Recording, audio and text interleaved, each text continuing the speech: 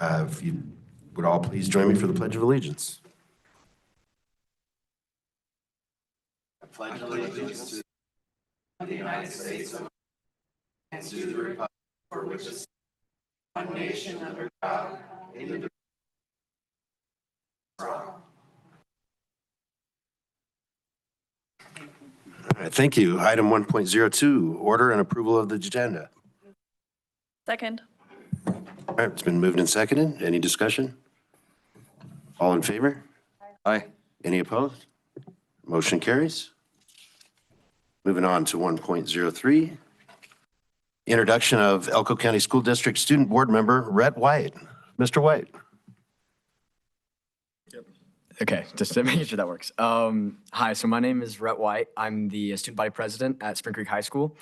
Some things about myself. I've maintained a 4.0 GPA at Spring Creek High School. I'm involved in Spring Creek Student Council, obviously, and I'm a member of the cross country and track teams at Spring Creek High School. This past fall, after the cross country season ended, I was recognized as first team All-State Cross Country and All-State Cross Country Academic Team. My future plans are to graduate high school and serve an LDS mission. And after that, I plan to attend college and pursue a career in physical therapy. And that's about it. All right, thank you, Mr. Rhett White. We're happy to have you. Happy to have any input from you. And we'd love to hear something about what's going on at school later on in the meeting when it's time for items from board members. So we'll give you a little head start on that. Perfect. Moving on to item, let's give it up for Mr. White. Happy to have you. All right, moving on to item 1.04, recognition of STARS recipients. That's me. All right, I've got 4 here. 2 of them are with us tonight. The other 2 are not present, but I'm gonna give you a glimpse into all of them. So let's see. We'll go first with my friend, Mr. Donald Norda. So, Mr. Norda, why don't you come walk up here? Yep, towards the podium area. Yeah, Mr. Norda. Yeah, be ready to say a few words. You don't have to say anything. Thank goodness. But, Thank goodness. That's my gift to you. But you will stand front and center while I brag on you a little bit. So, Mr. Norda received 2 different nominations. This time for the STARS Award, and so we were able to go deliver that award to him last week. Last week? 2 weeks ago. 2 weeks ago. A couple weeks ago. Went out to Mr. Norda's classroom. And we first went to the door and shook the door handle, and like a good teacher, he has his door locked for student safety, especially since his door goes right to the outside of the building. And he told his students, if it's anyone important, they'll have a key. And then Mr. Woolsey opened the door, and then he looked out and he saw all of us, and he was like, they do have a key. And we surprised him in front of his class there, and it was awesome. So the 2 nominations read as follows. Few teachers can claim to have made an impact comparable to the impact that Don Norda has made at Wells High School. Since 1993, Mr. Norda has been helping students be the best they can be while in his position as the agricultural science teacher at Wells High School. He's coached over 250 state-level gold ranking FFA teams and several national gold teams as well. When asked how many contests he's won, though he'll always reply with, "I haven't won any, the students did it all." Mr. Norda has also been the head coach of the boys track team and boys and girls cross country teams. He has successfully coached the fastest boys team in the school's history and still accepts no credit for it, persisting that the students did it all. When students enter his classroom and ask how he is, he will often reply with, "I am living the dream." If his dream is to help the students of Wells High School be better than they could be by themselves, then he truly is living the dream. I am in fact. Yeah, good. And then the other one, that person wished to remain anonymous. And then the other nomination was written by Hillary Baker. And it says, I would like to nominate Mr. Norda for a STARS Award. He is the best example of what this award represents. He goes above and beyond in his duties as a teacher and advisor of the Wells FFA chapter. As an outsider, I can see that Mr. Norda is making a difference in the lives of his students and the love and respect they share for each other. While I am new to my position in the district, from one visit to Wells High School and Mr. Norda's classroom, it became very apparent how deeply he cares for students, not only as students, but as individuals. When I reached out to Mr. Norda about student recognition at a board meeting, he was quick to begin planning and encouraging students to make the drive from Wells to receive their recognition in person from the board. An average teacher or coach would have taken up my offer of a Zoom meeting, but not Mr. Norda. He felt it was important that if a single student wanted to attend in person, that would be a possibility. Where Mr. Norda goes, positivity and students follow. And I used that to also guilt Mr. Norda into coming here tonight. So glad he made the drive. And then Hillary concluded with, thank you, Mr. Norda, for the time, energy, effort, and positivity you breathe into the students at Wells High School. And I hope every student in our district has the opportunity to find a teacher and mentor as thoughtful as you. And from my perspective, I didn't write a nomination, but I can safely say that Mr. Norda was well known to me before I ever even moved to Nevada. And when I was first interviewed, when I lived in Texas, and I took the job as the Wells combined school principal, the first thing that came out of Mr. Smith's mouth was, you're going to want to get to know Mr. Norda. He is just a dynamic, incredible teacher. He's going to be able to help get you oriented. And so I knew about Mr. Norda before I ever even stepped foot in Elko County. So his reputation definitely precedes him, and it's all well-deserved because of the amazing job he does every day. So Thank you. Congratulations, Tom. Thank you.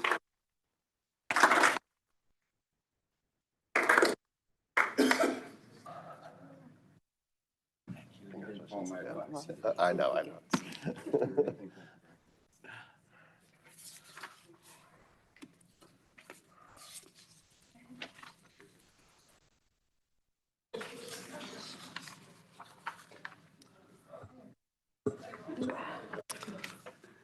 Mr. Norda reminded me of the other joke that we have internally, and that is that when I moved from Wells to take the director job here, he said, whatever you do, keep a low profile and stay low.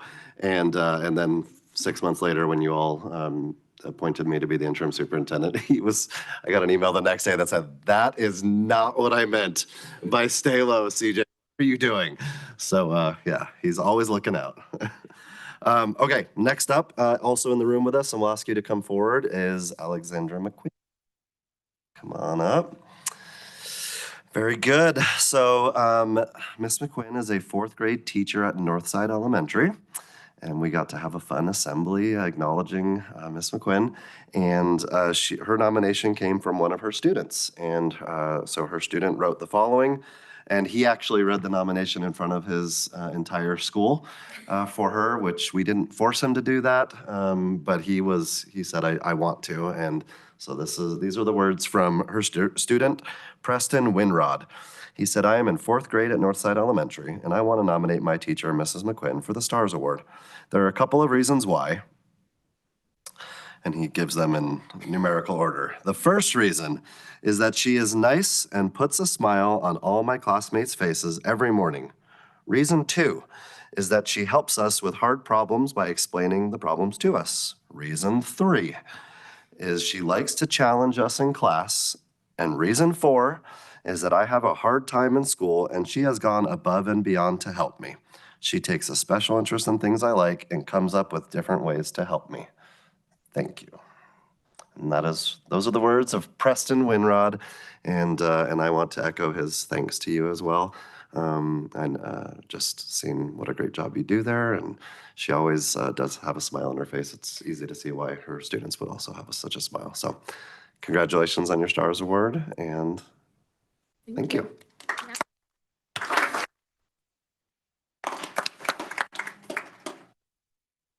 Congratulations again.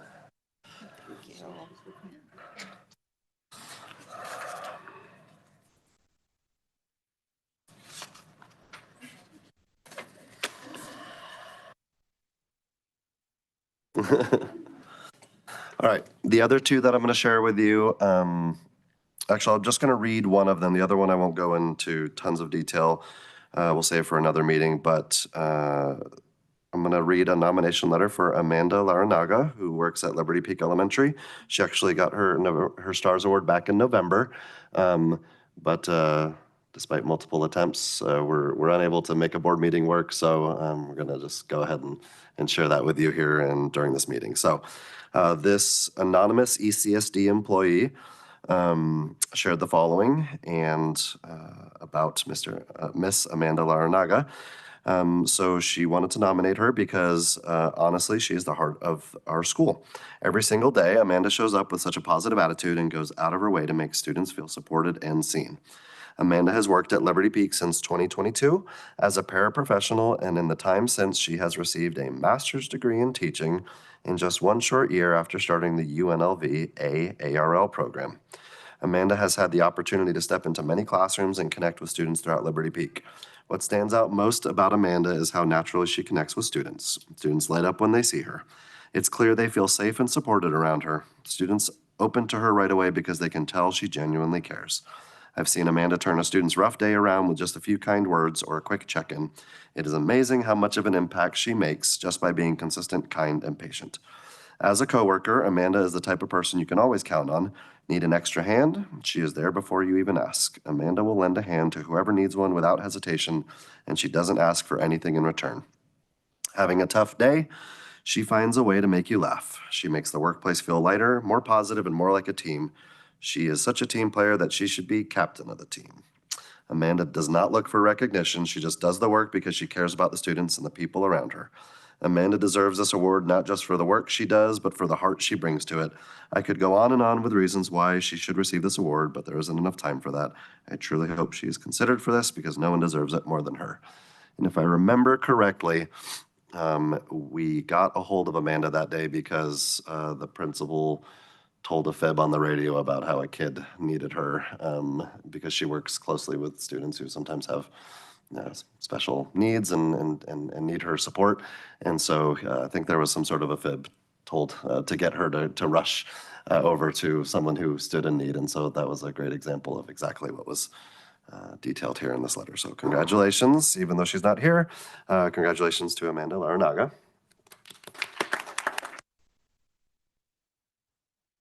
And then the last one, I'm just going to share their names. So we had our first dual nomination for both Maria and Jesus Salas, who are both janitors, custodians up at Jackpot Combined School. And so we got to go up there and present them with, there was a nice assembly with all the kids and present them with their awards. But I believe what we are trying to do here is we have that meeting in Jackpot in April. And so they will join another previous recipient of the STARS Award from Jackpot. And when we are up there, that way we can acknowledge them all in person and have their community around them for that. But I did want to just shout out Maria and Jesus Salas, who will be retiring from our school district this year, which is good for them, but bummer for us. And Jackpot is already anticipating how difficult that's going to be to lose both of them who've been around for a while and mean a lot to the campus. So congratulations to Maria and Jesus, and we'll get you guys to meet them in a few months here when we go up to Jackpot.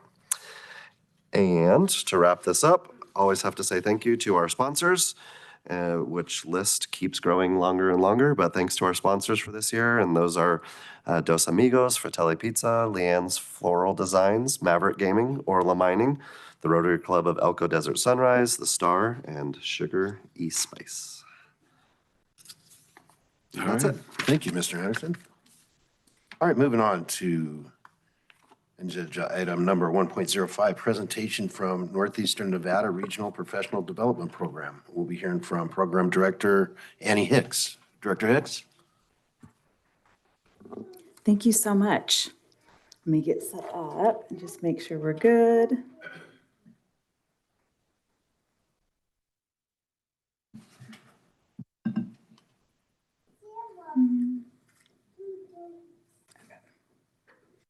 All right. Good evening, Superintendent Anderson, President Durham, and members of the Elko County School Board of Trustees. My name is Annie Hicks. I'm the director of the Northeastern Nevada Regional Professional Development Program. It's quite a mouthful. Just think of us as the PDP. That's what most people do. But I'm excited tonight. Superintendent Anderson invited me to share just a summary of the support that we provided in 2024, 2025, as well as just a glimpse and snapshot of the support that we're providing this year. There we go. Before I share the support we provided, I do want to just provide a brief reminder to the board about who we are and how we function and what we cost, which is zero. We were created in the 70th session of the Nevada State Legislature. We are funded entirely by the legislature, so we do not charge for any services that we provide to our districts. We serve 6 districts and then the state public charter schools that reside within those districts. We are governed by 2 different entities, a regional governing board made up of superintendents and master teachers, as well as a statewide coordinating council, of which Superintendent Anderson is the chair. So he gets to go to a lot of meetings and hear a lot about the RPD piece across the state. Something that's really important, I think, that you know, is that we serve by request. So we don't come in and tell anyone what they need to do or how they should do it. We serve based on the need that they've expressed, and we try to create an action plan that's personalized either to an individual or to a school or a district so that they get the support they need to achieve their vision and their goals. Primarily, we provide professional learning support across 3 categories: meeting district and charter school requests, as I noted, fulfilling legislative mandates, and then supporting individual teachers and administrators, like with coaching and mentoring. On the screen, you will see our staff of educational experts and our office manager. I am pleased to share that this group is the group that provides the professional learning support. They have expertise from preschool through higher education and across all content areas: math, ELA, science, STEM, multilingual learners, CTE, the list goes on. And I'm also happy to share that many of the folks on our staff right now started their career as a teacher in Elko County School District. And to me, it's such a joy to be able to see that they continue to invest in this district just through their work with NNRPDP. Last year, I am thrilled to share that we provided professional learning support to 470 educators, 56 administrators, 21 paraprofessionals, and we created 58 specific sessions just for ECSD schools and the district. One of the areas that we focus a lot of our professional learning support is with leaders, and that includes both leaders by title and leaders just by the way that they show up in their work at schools. Sometimes that looks like individual coaching. Last year, we also had the opportunity to partner with another nonprofit, the Leadership Institute of Nevada, and we offered a summit. And then we launched something very exciting called the Hope Cadre Leadership Cohort, and that launched in June of 2025. In addition, another area of support that we provide is through leadership and consulting related to the continuous improvement process. So this is how a school community looks at their data and the needs of their students and puts together a plan of action for that school year. The schools on the screen are schools that we partnered with last year, as well as the district as they worked on their district performance plan. Another area of support that we provided last year is creating specific professional learning based on a school's performance plan goals. And so as you can see on the screen, this is just a snapshot. It didn't include all of the sessions, but these are examples of sessions that we provided in a school that was aligned to a goal that they had stated they wanted to focus on for that school year. And then in addition, as I mentioned earlier, we also do individual and team support through coaching and mentoring. Probably the most well-known program that we provide support in partnership with the district is the RISE program for new teachers and then their mentors at their school sites. But as you can see on this slide, there are a number of other examples where we work with an individual and with a team. And again, in that context, those individuals and groups get to tell us, this is the goal that I have, or these are the goals our team has. How can you help us to get there? And then we create a tailored plan of support to ensure, hopefully by the end of that year, that they've seen progress. And then of course, in our ideal world, they say, please come back again next year.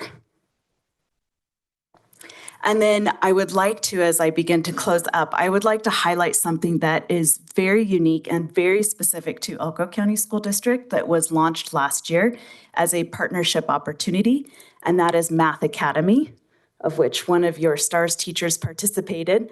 But this was developed as a specific initiative in order to strengthen student fluency and identity in mathematics. And really the focus was pretty robust because it included teachers, it included families, and it included students. And so amongst those three groups, educators worked with us. Then they created math camps where they worked with both families and caring adults and with students. And then at the end, there are a number of results you can see, but I really want to highlight that parent feedback, 100% said they wanted to come back again. 59% came to at least one parent session. And students who participated said they wanted more sessions for a longer time, which I was like, oh, who's asking for that? That's wonderful. And in quantitative data, students who participated in Math Academy demonstrated an average 12% MAP score increase. That's how much they grew, which is pretty significant. So we were very excited to be able to launch that and hope to be able to continue that in the future. And then, of course, as I noted, we are a regional entity, so we do provide a number of professional learning opportunities across our region, and anyone in any of our districts can participate. Sometimes those are things like licensure courses that educators and leaders can complete to renew their professional license or to remove a provision. And then we also try to stay on top of most current topics and offer workshops and courses aligned with those as well. And then just as a snapshot of what is currently happening, we continue our strong partnership with the district through the RISE program, continuous improvement process support. We've also been invited by Superintendent Anderson to be a part of the Portrait of a Learner project and the work that's happening there. A new exciting initiative that launched this year is something we call Leading Edge, which is a prospective leader cohort. It's been a delight, amazing people, so much fun. And then we are also this year providing robust paraprofessional support for those paraprofessionals working with multilingual learners. And then we just started an initiative called Strengthening CTE Pathways in coordination with Heather Steele. So really exciting things, and I'm honored that we get to continue the partnership and work. With that, I would like to conclude and thank you again for the opportunity to present and share. Do you have any questions? I do. What is the Hope Cadre? I haven't heard of that. Thank you for asking. It's a perfect opportunity. So the Leadership Institute of Nevada that we partnered with to do the Leadership Summit, the speaker that we brought, her name is Jamie Mead, and she presented on the science of hope, which is an evidence-based approach to embedding the psychological component of hope within an educational context. My staff had the opportunity to work with her one-on-one, and in that work, we decided this is what we need to do across our entire region. And so this was kind of a self-starter, no request. We just decided we really wanted to create an opportunity to develop leaders who would understand hope science and be able to embed it within their school communities. So that Hope Cadre cohort that we launched in June, it included 2 or 3 individuals from every district in our charter schools. They came together for a 3-day intensive institute, and part of that was then creating a plan of action to take back to their school community. So for example, in one district, they're doing a book study together using a book called Hope Rising. In another district, they are actually engaging in monthly professional learning sessions that those staff teach, but we support kind of behind the scenes. And so with that, we're really excited because cohort 1 has been so positive and such, I feel like a positive impact within their districts that we are getting ready to launch cohort 2. So we will extend that out again and ensuring everyone in our region has access to it. Thank you. And just want to clarify, so the RISE program, each person that attends RISE gets a mentor for the year. And is that mentor another teacher or one of your staff? Great question, thank you.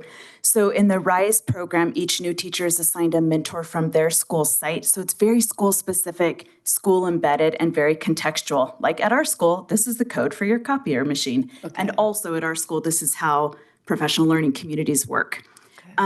We support mentors, then someone from our staff meets with those mentors every month and basically provides support behind the scenes. So those mentors have hopefully resources and tools, and we build their capacity to support the teachers at their school site who are new. Okay.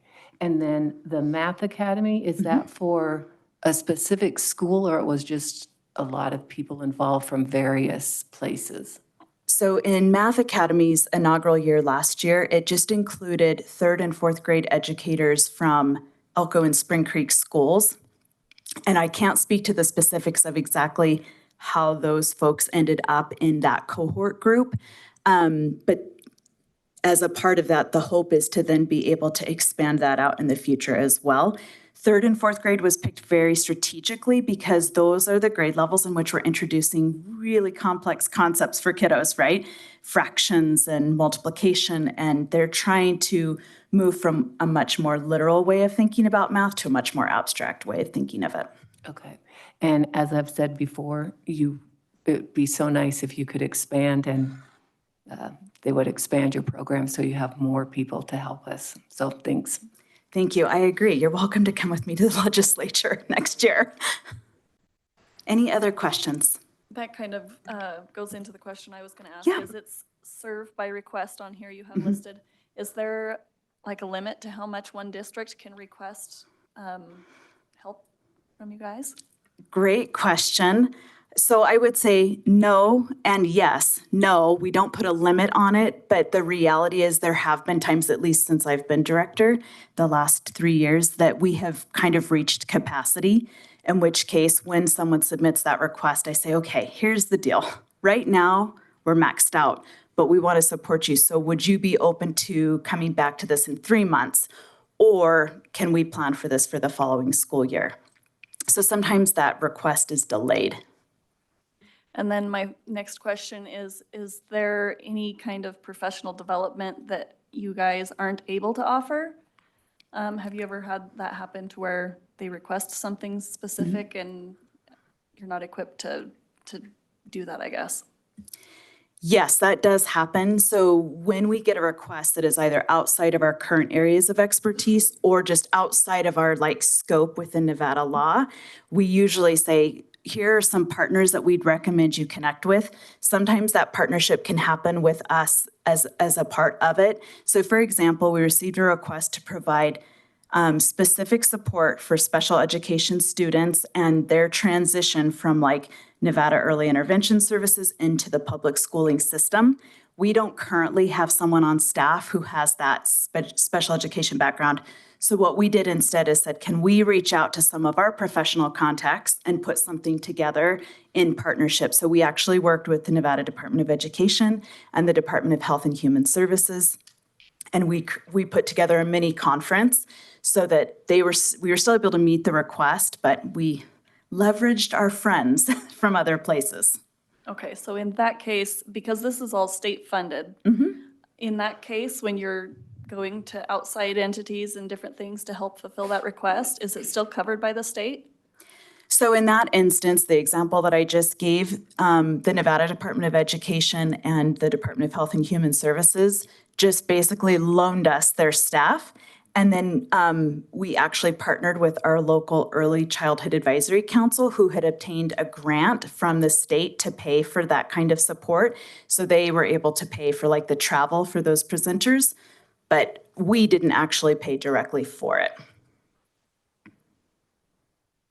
Thank you. Yeah, of course. Okay. Annie, I heard so many really positive things about the Math Academy. And I'm, there's a lot of great things you guys do, but specifically on that one, when you had 8 educators that participated, did they have things that they took back to their campus and they are sharing? Is that, something that you're going to be able to, again, I mean, you kind of answered to Susan that you'd like to share it, but what's your plan? How are you going to get it to the rest of the county? Because I just heard so many good things, and seeing the, how much those students improved. We need a lot of improvement in math in our district, and having educators that can really use those skills and help kids be excited about math. What does the future look like for your Math Academy? I so appreciate that question. I also agree math is an area that we haven't maybe sustained a focus on, but it's really critical and necessary. So I think the hope, and I hope I'm not over speaking, I've talked with Candace and Emily and Ray about this, but I think the hope is to take that initial cohort and then to add members to it so that we would retain the experience and expertise of that initial cohort, but then be able to expand it out to other 3rd and 4th grade educators. Quite candidly, one of the components of that was that last year, the Nevada Department of Education had some grant funding available to pay pretty significant stipends. And that's where we are right now, is trying to figure out, okay, what do we do now? That funding has concluded and is no longer available. But the hope is to be able to say, how can we sustain it and carry it forward? I do know some of those individual educators who participated, regardless of getting a stipend or whatnot, or recognition, are still carrying it forward within their teams at their schools. So in a small way, I know it's being sustained. Of course, we'd like to more systematically and strategically sustain it. So that's something that we continue to talk about. So I'm going to just say my son Flint was one of the kids that was participated in that Yeah. math camp. We were invited to participate in that. He thought it was really fun. I think it's to look and to see that there was like an average 12% growth in maps or in math. I think is pretty impressive because Flint is already really good at math. And I know one of the other boys that was in this math camp was also really, really good at math too. And so to see, I know it wasn't just all kids that were struggling in math that were invited into this group, and to still see a 12% increase in math scores, I think is pretty good. The thing that I wondered about is it was on Saturdays and we had to bring them and pick them up, is just being able to facilitate, like, there are lots of parents that probably have kids that could benefit from something like this. And how do you get those kids there if the parents can't bring them on a Saturday? So anyways, just kind of my thoughts on it. Thank you for surfacing that need, because I think that was definitely a barrier that we observed last year. Not necessarily from a lack of desire to participate, but from the barrier of not having transportation or having caring adults who are working during that time. So I know that initially, as we've been brainstorming, we've been talking about solutions. Quite candidly, like with transportation, that would require funding. Our state funds can't be used for transporting students, right? Our funds can only be used for in-service educators and leaders. But I would like to believe that maybe collaboratively, we can find solutions that would allow us to make it more accessible, especially because, as you noted, that opportunity didn't benefit just students who might be struggling, but also students who are excelling and maybe needed that extra push to get to the next level. This is great. I didn't get any questions last year, so thank you. Thank you, Ms. Six. We appreciate what you and your team do. To the Math Academy, approximately how many students were able to attend? We had the 8 educators. I would have to look back at Looking my at dozens data. or? There were 2 groups because of having Spring Creek and Elko schools. Could I follow up with you? I Absolutely. just don't want to misspeak, but I know that we had a number of students who would come. Not always the same students came every time. Okay, terrific. Thank you. And then the leading edge. That's for both, as you mentioned earlier in your presentation, leaders are not always appointed leaders, but also Right. people who just lead naturally, perhaps. So specifically to the leading edge, how many of those are prospective administrators? We know that we have a pipeline issue, and not that they've declared necessarily, but how many seem to be more on that track versus classroom leaders? Great question. So actually what you described about the pipeline challenges is really, I believe, what initiated this request. It came from Superintendent Anderson and from Ray Smith. We need a space and an opportunity to build up leadership capacity, recognizing that some individuals already know, like, I would like to be a school administrator down the road. And then that there are some folks who would maybe call themselves a teacher leader. I'm not quite sure yet if I want to be a school administrator, but I'm willing to explore it. So right now we have a cohort of 12. Out of the 12, all of them either have their administrative credential already or they are working toward that credential. Halfway through the year, they've said they're still interested, which I think is a win. Of course, how that plays out in the future is out of my control, but I think for this group, having that opportunity to learn and work together In December, they each had the opportunity to spend an entire day shadowing a current school administrator. And I just got the survey results from that. Everyone said that they thought it was positive, and 100% said that they would definitely sign up to do it again. So I think we're trying to pave the path for that leadership pipeline, and then also to give individuals opportunities to see, is this really what I want to pursue? Because leadership is not easy, teaching is not easy, and so we want to make sure individuals have an opportunity to get some experience and get their foot in the water before they take that deep dive in. Hi, Hi, it's been a long time. I know. You are fantastic, by the way. I just want to let you know that. It's great to see you thrive. I had a couple questions. Financing for your program. Is it possible, are you only financed through grants and the state, or can a third party basically donate funds towards your program? Is that a possibility? Great question. Yes. So we are solely funded right now by the state legislature. We do have the opportunity to apply for grants as they become available, and we have applied for grants in the past. I actually just finished a grant application with the Department of Education around some administrator professional learning that is going to be required in a new law. And so we applied for what I would call a mini grant to be able to provide that support, because it's above and beyond the normal services that we provide. Third-party support or funding or donations is also allowable under the statute. To date, I'm not aware of a time when we've done that, but it's allowable. What I will say that I very much appreciate across the region is that many of our districts know, just like all of us, education funding is being reduced, the needs are increasing. And so when we've had needs, they have fulfilled them. Things as simple as like one of our districts put a bunch of paper in my car and I took the paper back to the office. Another district, when we go every month, they provide breakfast and lunch for the staff that are there. And then another district says, you know, the way we can help, because you have to travel so far to support our schools, we'll cover the cost of hotel rooms. So in a creative way, I feel like all of our districts are trying to show up and say, here's what we can do. It may not look like a check, which is fine, but this is a tangible form of support that we can offer in terms of partnership. Perfect. And the other thing was just praise, like everything you're doing.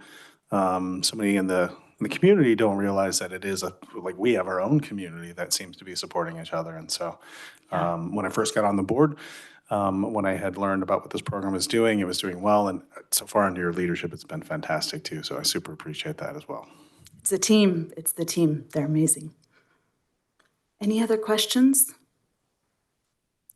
I don't have a question for you, but I'm very grateful to Annie. I get to see her and interact with her a lot, and I'm grateful for just the way this partnership has continued to develop over the last, I would say, 4 years, where there's been a lot of intentional work done. At first, it was with me and you all when I first came over here, and it's continued with Ray and Candace and now Emily, who are we're constantly thinking about ways that we can work directly with them. I always like to say that, you know, in as much as we can occupy their time, we definitely try to do that. They're such a great resource, and the talent that they have with all of their providers is pretty awesome. And we may have to share them with the rest of the region, but I always think of them as ours, and I have to remember that my friends in White Pine and Winnemucca and Lander, like, they get to ask you for things as well. But yeah, such a opportunity and blessing just to have them across the street, and almost always, always met with a willingness to come up with a solution, whether it's directly through you or others. So thank you for all your support. And we're always too telling our site administrators, like, hey, before you think about any sort of outside provider, before you think about, it's not that nobody else can provide, but when we have you so close with educators that are familiar with our region and our challenges and our schools, there's just a lot of value there in having people who know our schools really well. And that's our friends across the street. So thanks for all your support, Annie. Yeah, thank you. Anything further from the board? I just want to thank you, Director Hicks, for coming out and for everything you do, taking your time not only to present to us, but to help the kids here and in our state and in our county. And thank you very much. Thank you for the opportunity. All right, moving on to item 1.06, it's input from the public. This is a period devoted to comments by the general public, if any. In the interest of privacy and due process, the public is requested to not raise personnel issues except in a legally noticed closed personnel session of the board. Comments are limited to 3 consecutive minutes. A speaker's time may not be reserved, divided, apportioned, or deferred. No action may be taken upon a matter raised under this item of the agenda until the matter itself has been included specifically on an agenda as an item upon which action will be taken. I have 2 forms here. First, we'll start with Jennifer Alsop.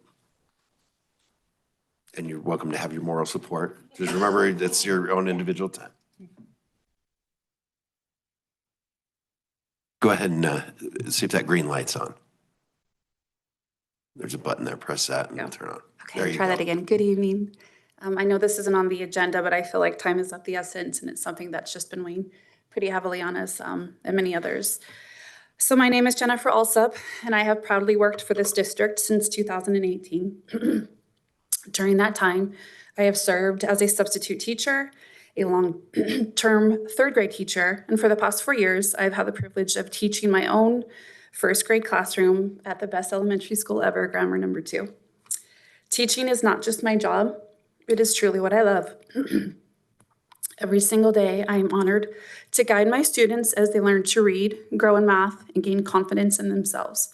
Just as important, I get to listen to their stories, comfort them when they struggle, celebrate their successes, and watch them grow into kind, capable little humans. These students, they mean the world to me, and I care deeply about their learning, their safety, and their hearts. Through my time teaching, I have learned that teaching is something you grow into through experience. I'm so sorry. It's so embarrassing. Reflection and time spent in the classroom. I am committed to this profession and to continually improving for the sake of my students. Daily, I pray and ask to be a better teacher. My teaching partner, Mrs. Madigan, and I, we are both currently enrolled in the UNLV UPAP UAP program, and we are both on track to graduate as fully licensed teachers within this upcoming school year. Being able to serve as long-term substitutes while enrolled in this program allows us to continue growing our skills daily while we are earning our degrees. Having our own classrooms also allows us to complete our student teaching requirements next year without disrupting another teacher's classroom. Last week, we were informed that it's very likely that we will not have our long-term substitute positions next year due to classroom consolidations and the reassignment of licensed teachers. I fully understand and respect that licensed teachers must be prioritized. However, I strongly believe that those of us who are actively pursuing licensure and have demonstrated long-term commitment to this district should also be considered for continued placement. I recently spoke with Dean Varner from UNLV, and he shared that while the program will work with the district, related employment is required by the Department of Labor. This means that securing a position within the district is critical for us to remain in the program and to complete our licensure next year. I'm deeply concerned about finding a placement in Elko that allows me to both remain employed and complete my student teaching next year. Losing our positions will not only jeopardize our ability to finish the program, but it will also create a significant financial burden for my family. So sorry. So sorry. Sorry to stop you too, but This is so we had embarrassing. the 3 minutes Oh, there. did I already? Oh my gosh, if I hadn't have cried, that wouldn't have happened. Anyways, I love my job, and so consider us. Don't fire us. Thank you. So sorry. All right, and let's hear from Mrs. Madigan. Yes. Yeah. Yep. So my name's Tessie Wilcox Madigan. I know you guys have some very hard decisions coming up here soon. I'm a 1st grade long-term substitute at Grammar, and it's my 7th year in the classroom. Like Jen said, we are in the UNLV UAP apprenticeship program, which requires us to be in a full-time position, not just a part-time day-to-day subbing position to complete this. I also coach high school volleyball in Carlin. I have for the last 4 years. I also started the outdoors club there in Carlin for them as well. We know that everyone doesn't do this for the pay. We're just hoping that the district and UNLV can work something out so we can finish this and become certified educators. My grandfather, Harold Husted, was a guidance counselor in Carlin starting in 1956, and he stayed there for 27 years. There are people in our community who remember the impact that he had on our lives. My Aunt Nancy Kessler, she was a guidance counselor in Wells, and her former students still speak about the lasting difference she made for them as well. In fact, my high school softball coach, teacher, and former administrator, Myron Branning, spoke in his obituary about how much my aunt had made a difference in his life and his high school years. And my best friend, Kate Brown, had said she would not have finished high school if it hadn't been for Mr. Branning. These are not small things. These are lifelong decisions that shape who our students become. If all of these educators I just spoke about were cut, then each of these students may not have finished school. Yes, these are hypothetical situations, but they show how deeply connected and far-reaching the impact of educators can be. Are students going to remember their Chromebooks that got them through the day? No, they're going to remember the teacher who showed up for them every single day. Kids don't just come to school for academics, they come for love. They come for structure and guidance, trusted staff, extracurriculars, and sports are some of the only things that students get to look forward in their day. I've had first graders who have already lost their parents and don't have them around anymore, whether that means they're passed away, incarcerated, or just out of the picture. Some of them are being raised by other family members. Those same students see me in the hallways years later and come visit my room or tell me about their days or write notes how thankful they are. I have students from last year who look forward to every Thursday to come have lunch in my room. They aren't coming for math or reading, they're coming because it's a safe place, a place where they feel loved. For many of my students, I am a safe space. These are my kids and I would do anything to protect them just as I would my own child. I love what I do, and even though my class was pretty big last year with 25 6-year-olds, I was overwhelmed, I stayed, but I also explored other careers. I received 2 job offers and declined both of them because I couldn't leave my kids. Even on my hardest days, just being in the classroom is some of their greatest days. Some of these students are 6-year-olds who have witnessed their moms being punched and thrown against the wall, kids who have tried to stop it and were thrown against the wall themselves. Then they walked on the bus alone at 6 years old and came to school. When they arrived, I was their safe space, their space to lay their head down, grab a stuffy, cry, and be held. I want to be clear, I did report it, but reporting doesn't erase the trauma these children carry into our classrooms every single day. And even now, students who aren't in my class anymore still come to my room daily. These are not just employees, they're lifelines for students. I'm sorry to stop you there, but we had our Yeah, 3. that's okay. If you can finish up. Sorry, I'll do this. So I'm just asking you guys to pause choosing cuts, reevaluate where money is being spent, include educators, parents, and families in decisions before lives and classrooms are permanently impacted. Choose to protect the people who show up every day as anchors for our most vulnerable students. Thank you. Thank you for your public comment. Is there anyone else wishing to make public comment? All right, hearing none, we'll move on to Section 2, the consent agenda. Motion to approve the consent agenda. Second. We have a motion and a second. Any discussion? All those in favor? Aye. Any opposed? Motion passes. Are we still waiting on that meeting to finish for the financial? Just regarding the next agenda Mrs. item. Stalkey? Yeah, I mean, I could probably do a pretty good job of talking about it, but if you're gonna have some pretty nitty-gritty questions for her, then we probably ought to wait and move on to something else. We'll go ahead and move on to 3.0. I want to see where that goes. That's approval of the accounts payable for possible action. Mr. Chair, move to approve documents Board Doc 01.20.26 Alio Lone Wolf and Elko ECSD Board Doc 01.20.26 Lone Wolf.pdf. All right, here, a motion and a second. Is there any disclosures? I have to disclose that I work for Lone Wolf and I will be abstaining from voting. Any other discussion from the board? All those in favor? Aye. Any opposed? All right, motion passes. Mr. Chair, move to approve ECSD Board Docs 01.20.26 and board_docs 01.20.26 Alio, with the understanding that both of the documents so named are identical. Same. A second.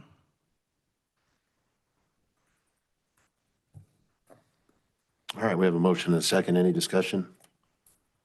All those in favor? Aye. Aye. Any opposed? Okay, motion carries. All right, moving on. Let's see, does that clear all of those? Yes. I guess we should disclose on that last one. I have a family member who, I did vote in affirmative as I would have, but I should disclose that I have a family member who is employed by Wells Rural Electric. But I am still voting, as always. Gotcha. Thank you. And having this different than it usually is threw me Yeah. off. I also have to disclose that I have a family member who works for Wells Rural Electric that didn't abstain from voting.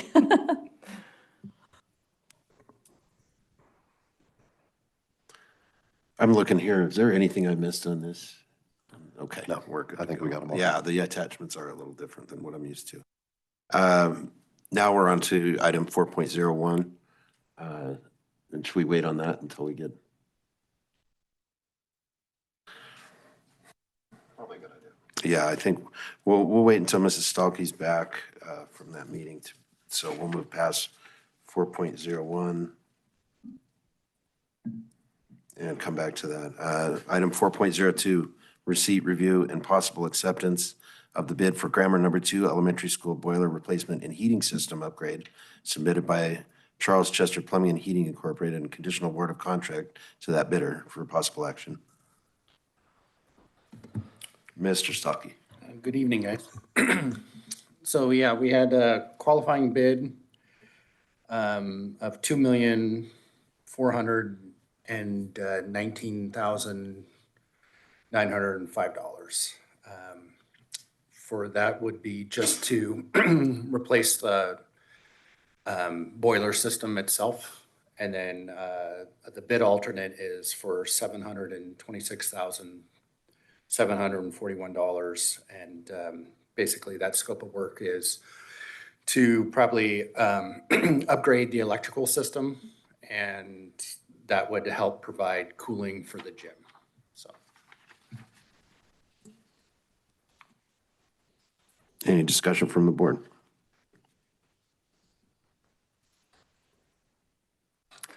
Mr. Chair, I move that the board accept the best bid for the grammar number 2 elementary school boiler replacement and heating system upgrade submitted by Charles Chester Plumbing and Heating Incorporated, and conditionally award the contract to that bidder, subject to the timely submission to the district legal counsel of all documents required by the instructions to bidders, including 1, the signed contract, 2, proof of required insurance, 3, issued performance bond, and 4, issued payment bond. Second. All right, we have a motion and a second. Any further discussion? I just, oh, go ahead. Go ahead. You sure? I'm just going to put out, I don't understand. Like, I get we have this in motion. Do we have to vote on this tonight? Is that why this is on the thing? Is there something as far as bids go that we have to put this out right now? Yeah, great question.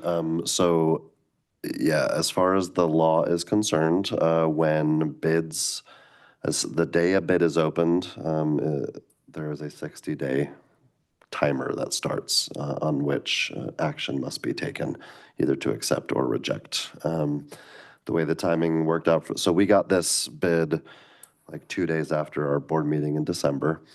And probably for the same reason you're thinking right now, I said, let's hold off on making any decisions on this and talking about it for the time being. Let's try to make utilization of our 60-day time frame. In a stroke of, I guess I should say bad luck, but I don't know how much of a difference it would make. 60 days is the day before our next board meeting. So the Monday, the day preceding our next board meeting. But again, the reason I don't think that's really too big of a deal is because I don't think a whole lot's going to change in the next 2 weeks. So I get the question, and a direct answer is yes, we either need to accept or reject this at this meeting. If we don't, it would just by necessity, I think, die. And I think you have to approve or reject, and to not do anything with it would be essentially rejecting it.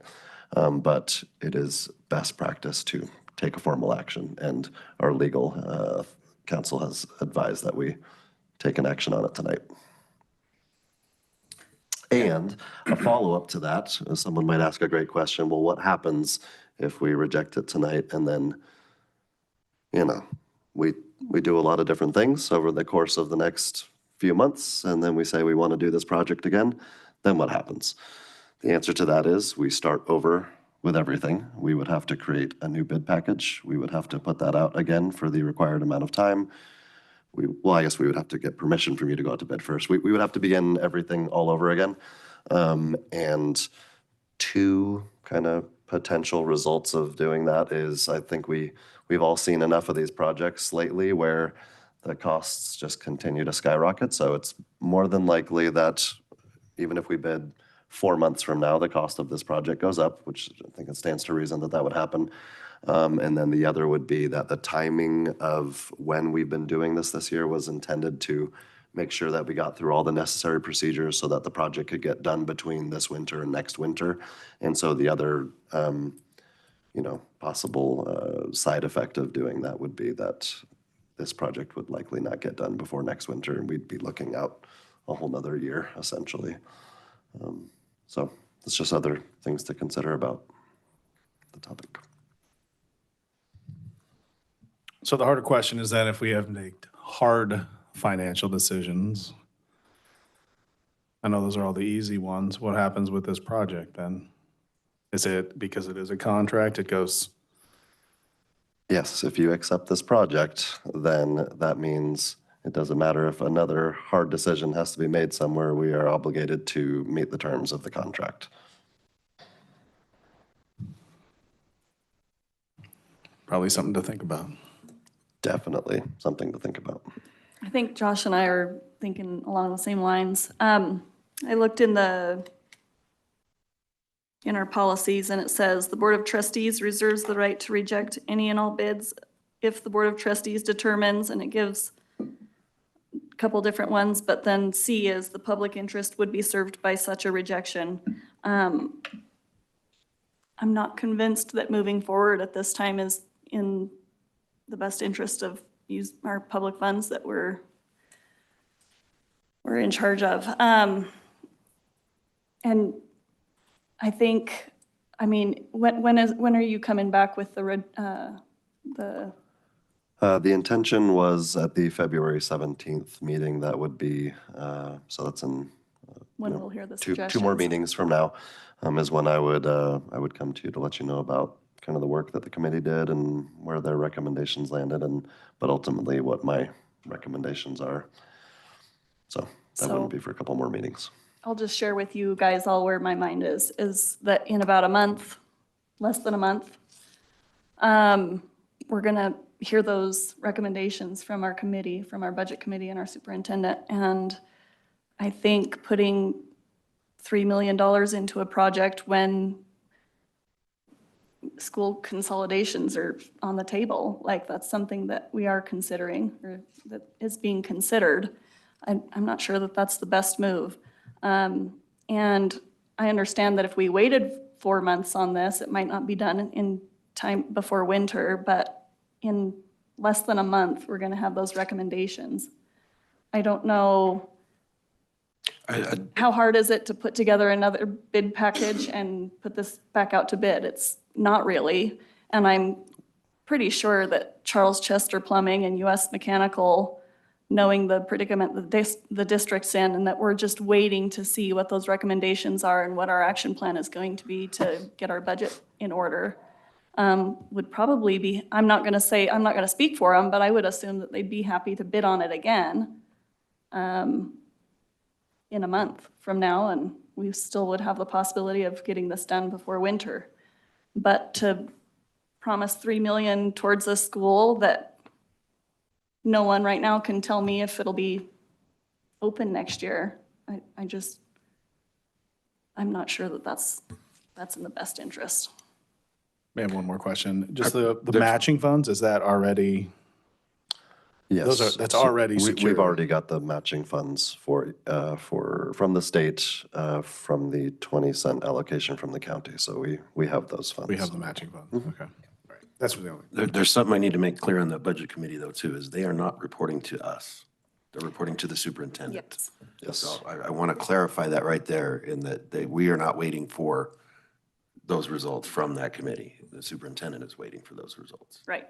Correct. He'll be sharing those recommendations with us and his recommendations. You will hear correct? everything from me, yes, because they are giving me recommendations and advice and thoughts to consider en route to my own. Yeah. Just want to personal clarify because recommendations. it has been brought up that we did not form that committee and they did not report to us in any way. Yep. And I just got to say, Trustee McCarty, you had. I'll have more to say on this under board comment about the process that is open meeting law. And what we are discussing here started roughly a month ago when I opened my mouth and said, if we're truly here, then we're looking at potential school closures. Potential being the key word that was grossly missed and very frustratingly so. However, we are in a reality now that there is still that potential. If I'm understanding the hesitation, it's not because of the amount of money being spent, it's because of where the money would be being spent. Am I understanding that correctly? 100%. Yep. yeah, Okay, because I want to make sure also to the public, which seems to regularly miss the point here, these funds wouldn't be spent on teachers. Thank you very much for your public comments. These funds wouldn't save those positions. It's very clear, I mean, it's important that the public understand that. These are only capital funds and capital funds only. So that's where I'm wanting to make sure that the public knows. I know we know, and I know staff knows. So just making sure that the public understands that. I hear where you're coming from, absolutely. The irony is that Liberty Peak probably isn't one of the schools we are considering because it's a brand new school. Brand new school doesn't need a new boiler. It's just the reality of where we are. Yes, timing is not in our favor. And it is according to policy and law, because we are very restricted on when we can reject bids. Serving the public interest obviously is in there. Can I just ask a question, just to go along with what's being said? So if you didn't do boilers, just worst case scenario, you still have to maintain that school, whether there be people in it or not at this point, right? So Correct. if something would happen, then you have to worry about broken pipes and everything else because of the age of that. Am I understanding that correctly? Yes. Yeah. Yeah, we'd still have to keep the heat on. We'd probably have to have minimal staff there just to kind of keep everything going if that was an issue. Yeah, that's a Right, big right. if. So- I was trying to. There's get not all a the way to scenarios flush out there. water lines and flush different things so that, I mean, there's not, I'm just, there's a, the pay to heat an empty building for I its life while it's empty. unless you want to just shutter this building down and kind of put it away, I think the basics would have to kind of keep going on there. We couldn't just shut power off, gas, water, electric, everything there. I think we'd still have to kind of keep it going to help, yeah, there would, if we were going to. just so there's understanding, I understand that there would be a shutdown procedure and that eventually we have to figure out what we need to do. So Sure. I want to make sure that's on the table too. It's not like I think, hey, and then you just lock Yeah, it sure. up, Yeah. chain it up and we walk away. Like, I don't think that's going to happen, but so yeah, for sure. There's going to have to be some sort of maintenance on the building for a while at least. Does anyone have a recollection as to when Adobe was built? Sorry, say again, please. 2007. 2007. Great. So the most recent school built in the city of Elko was 18 years ago. I'm assuming 18 years ago, we had at least 9,000 students in the district. Closer to 10. Well, 18 years ago, I'm not sure if it would have been 10 because we were at a peak only 4 or 5 years ago. My point being, when this school was built, we probably had at least a similar number of students within the city of Elko. Our problem now is that as we've lost students, we haven't lost a proportionate number of staffing from what I'm seeing. I don't think that if we, okay, big, huge announcement. Facebook, when you decide to quote me, copy this portion of the video. Hypothetically, if we close grammar number 2, I don't see that we're shuttering it forever. I don't see that we're raising it. I anticipate we will reopen that school, or for that matter, any school within Elko, but that point being that this is for grammar 2. So we are 5%, less than 5% above budget, less than 5% above what we anticipated the cost to be.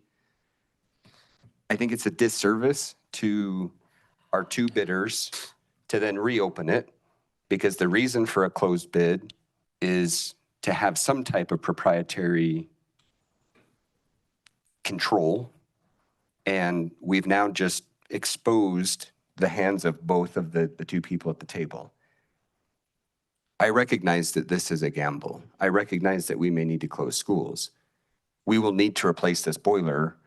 And if we're not, then I think instead of saying we're going to shut grammar 2, we need to say we're going to demolish number 2, we're going to sell the land, and we're going to use that for something else. I don't think we should be doing that. So if we're going to not approve this because we may be closing the school, are we ever reopening grammar 2? If, hypothetical, it's closed. So just something to consider. Any further discussion from the board? We do have a motion and a second on the floor. All those in favor? Aye. All those opposed? Nay.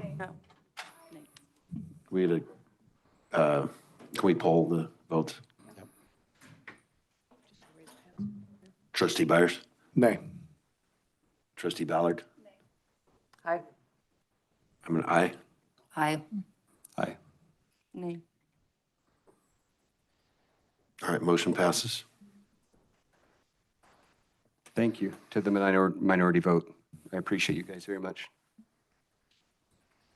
All right, moving on to 4.03, receipt, review, and possible permission to go out to bid for Wells High School gym re-roof for possible action. Yeah, so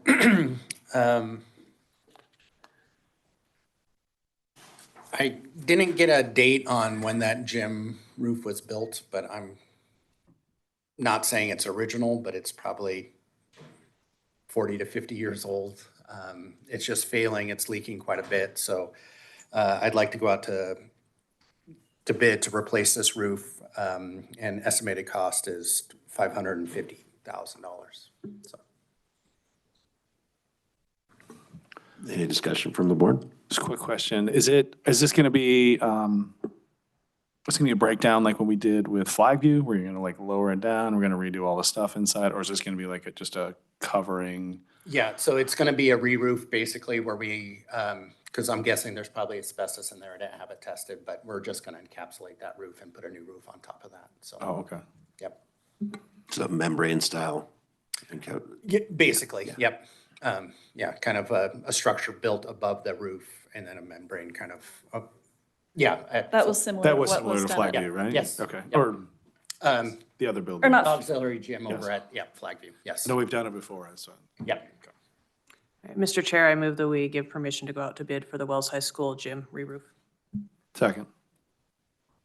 All right, we have a motion and a second. Any further discussion? Could Mr. Anderson, could you just tell us then how much money is left, excuse me, in the account for this, since this is not, or what account it comes out of? Sure. My first answer to you is no. I can't tell you how much money is left, but what I will say is that at the start of this year, our capital improvement account had upward of $14 million in it. Since then, it has accrued, and I'm just going off of numbers off of memory, another 2 to 2.5 million. So we're somewhere in these, it's got 16 or so plus million. This is one of the projects on the CIP that was planned to come out of next year's capital improvement budget. So the reason I cannot tell you how much is, and definitely can't tell you how much will be in the account by the time this is all paid out for, I think it's fairly obvious. I don't know what dollars will have come and gone by the time that happens, but this is a budgeted project with that specific money, and also budgeted with the intent and told to the state with the intent to use the matching funds from the county dollars specifically for this project. So I don't know what the balance will be, but that's where we sort of stand right now from the capital improvement standpoint. I just want to make sure it's understood of what account it's coming out Yes, of, like thank Matt you. had pointed Yep. out with the other projects. Yep, that comes from funds that are totally separate, has nothing to do with our general fund or the problem with our budget shortfall right now. It's totally apart. Thank you. I think it's also important to note that there are matching funds. And we don't have, the district doesn't have to use all of our capital improvement funds to do these projects, that we are getting matching funds. And that's, while we have them, I think it's great to be able to utilize them because we have a lot of things that need to be worked on our campuses. Just one question, Matt, when you encapsulate a roof like that, what's the longevity like for that compared to a whole new roof system? It's the same. It's a 30-year roof system. It just kind of helps with the time, and if we did have asbestos abatement, the cost of that and everything. So I think talking to our roofing professionals, that was the best way to move forward on this project. So thank you. And just for what it's worth, I want to mention, because as we've talked about with our county oversight panel that works with us on these projects, when we demonstrated the need for additional dollars from a county tax and from the state for a match, we very specifically said, we're not asking for fancy new anythings. We need to do mechanical upgrades for heating, and we need to do roofs. And that's what you're seeing from us. We're trying to do the bare essentials to keep our buildings open and functioning through all seasons of our beautiful landscape of Northeastern Nevada. All right, anything further from the board? We have a motion and a second. All those in favor? Aye. Any opposed? Chair votes aye, motion passes. Thank you, Mr. Stalkey. And seeing Mrs. Stalkey here, I'm going to go ahead and move back to item 4.01, receipt review and possible approval of the plan of correction for the fiscal year 2025 annual audit report violations for submission to the Nevada Department of Taxation. Mrs. Stalkey, thank you.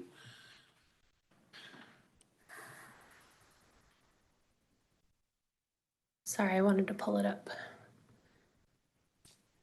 So I think it was December 2nd when Ide Bailey gave the presentation on our financials from 2025. She did mention these were the findings from the audit that year, just our regular financials. One of them was an over expenditure in the general fund that was about $900,000. The other one was, I believe, food service, and I'm sorry I don't have it up right now because I just walked in the federal funds. She did explain the majority of this with the federal funds was just our reimbursement process. Basically, with the federal funds, we expend and then we request for reimbursement after. And then by the time the cash hits our account, they've pretty much already came and audited. So that's why usually at the end of June, I have to ask you guys for an interfund loan to make sure that we don't have deficit cash in all of our funds. A couple of those funds, I did not ask for enough cash, basically just the timing of when money was going in and out. So those were those two. The general fund, the 900,000 was just within one function. So I did have Charles put up an image here. Though it does look like we overexpended our whole budget by the 900,000. That was just within one function. So Elko County School District has 20 funds and they all have different purposes. Like Susan was explaining, we have the capital improvement fund for our projects. We have a fund for our state grants. We have a fund for our federal grants. Within all those funds, they have a purpose, but then also we have a different accounting structure for all of them. So we have projects, we have functions, we have objects in there. And all this is to provide transparency because it's taxpayer funds and we want to be able to show the public and to report on what we're actually expending on. So some of the functions basically tell you some entities might use it as a department. We use it as what's actually being done. So function 1000 is for instruction, which is the one that was overexpended. Function 2500 is central administration. Function 2410 is office of the principal. Function 2700 is transportation. Function 2600 is maintenance. So within those functions, we then have different objects. It could be buses, it could be buying fuel. But you could be buying fuel for transportation, but you could also have fuel costs within your maintenance budget as well. So it's just a way to drill down on what our actual expenses are for reporting purposes. When I initially did the budget, I was unaware that I could not pull from the ending fund balance unless it was from a capital improvement project. So when we did the budget for July 1st, I had an estimated ending fund balance of about 12 million. Thinking that I could use that as my contingency when I augmented in December and pull from that amount to replenish any accounts or any functions or objects that would need additional money. I was then told after you guys approved the budget in December that I couldn't do that unless it was for a capital project, which doesn't really make sense because we don't build capital projects out of our general fund.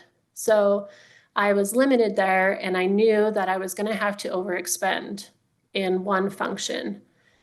As you can see, it's an audit violation if there's over expenditures in one function. So what I did was instead of just letting all functions overexpend, I moved all of the expenses that were appropriate to function 1000. So then there would just be one audit violation in the general fund.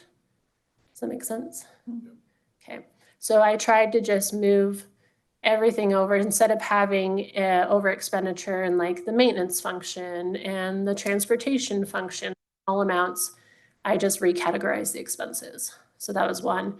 I did this in conjunction, I was speaking with the Department of Taxation and also with our audit firm because I was unaware of the Nevada Administrative Code that I had to follow that certain guidance.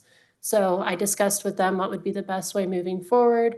And that was a learning process for me. So that's why you see the 900,000. It does not mean that our general fund is negative 900,000 because we could have $4 million sitting in function 2600 for maintenance. And even though that's negative, they would balance each other out. So the only way that we would be actually hitting the ending fund balance is if we overexpended in every appropriation in every function and object code that we did. So our chart of accounts, we have about, I want to say 4,500 accounts for expenditure accounts. So we would have to overexpend in every single one of those accounts before it would hit the ending fund balance. Does that help? Okay. Cassie, just to clarify, we could theoretically overexpend $12 million in one account, and that would, well, let's say 13 million in one account, and that could put us into an issue, correct? Because the other 4,499 different accounts wouldn't have enough to absorb that. If the other accounts didn't have enough to absorb Great. that. Thank you. It's like a scale.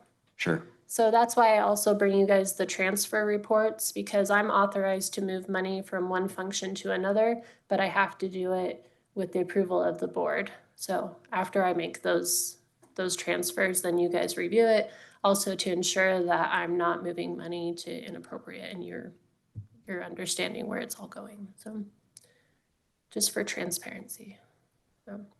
And like I said in here, you can see in this bucket, what we have every year, we have our opening fund balance, which is what is remaining from the previous year. And then we have any new revenue streams that are coming in. And those are our total resources. Then we classify that into our different functions within our budget. So, but this would just be within one fund. As things are getting overrun in one account, we can then transfer from other functions, other object codes, other charts to then ensure that there's solvency in that account. And then we also always like to build a 3% contingency within our budget. So that way, if we do overexpend in all the functions and all the departments, we would then have that buffer for anything that was unplanned. And then at the end of it, whatever is coming in, you subtract what was taken out, and that's your ending fund balance. So that's why at the end of FY25, we ended up with a $4.5 million fund balance. With the exception, you cannot transfer funds from the capital project. You can't just put that anywhere. Oh, that's restricted. Yeah. Yes. No, that's a big violation. Yeah. Because some are under the impression that we have quite a bit of money in there and that we can move it around. No, definitely not. The general fund primarily is funding that we get from the state pupil-centered funding plan. There's some federal revenue that goes in there for impact aid. Then we have our special education fund, which at that point we do transfer what we take in from the state for our SPED. We put that in the general fund, but then we show a transfer. We're required to show a transfer to match our expenditures.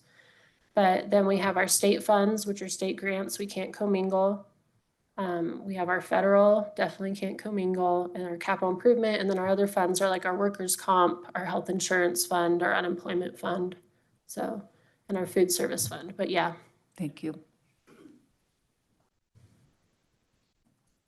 Anything further from the board? How'd you like to proceed?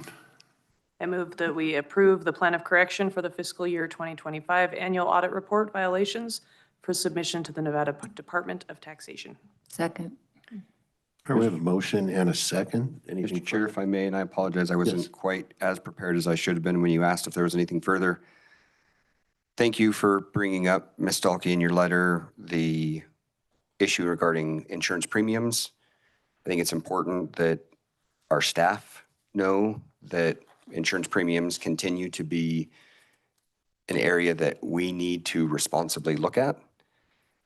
Perhaps more importantly, though, I think it's also important that in every single communication we have with any oversight body, et cetera, big bucket there, that we state as often as possible, unfunded mandates and funding formula changes have a direct impact.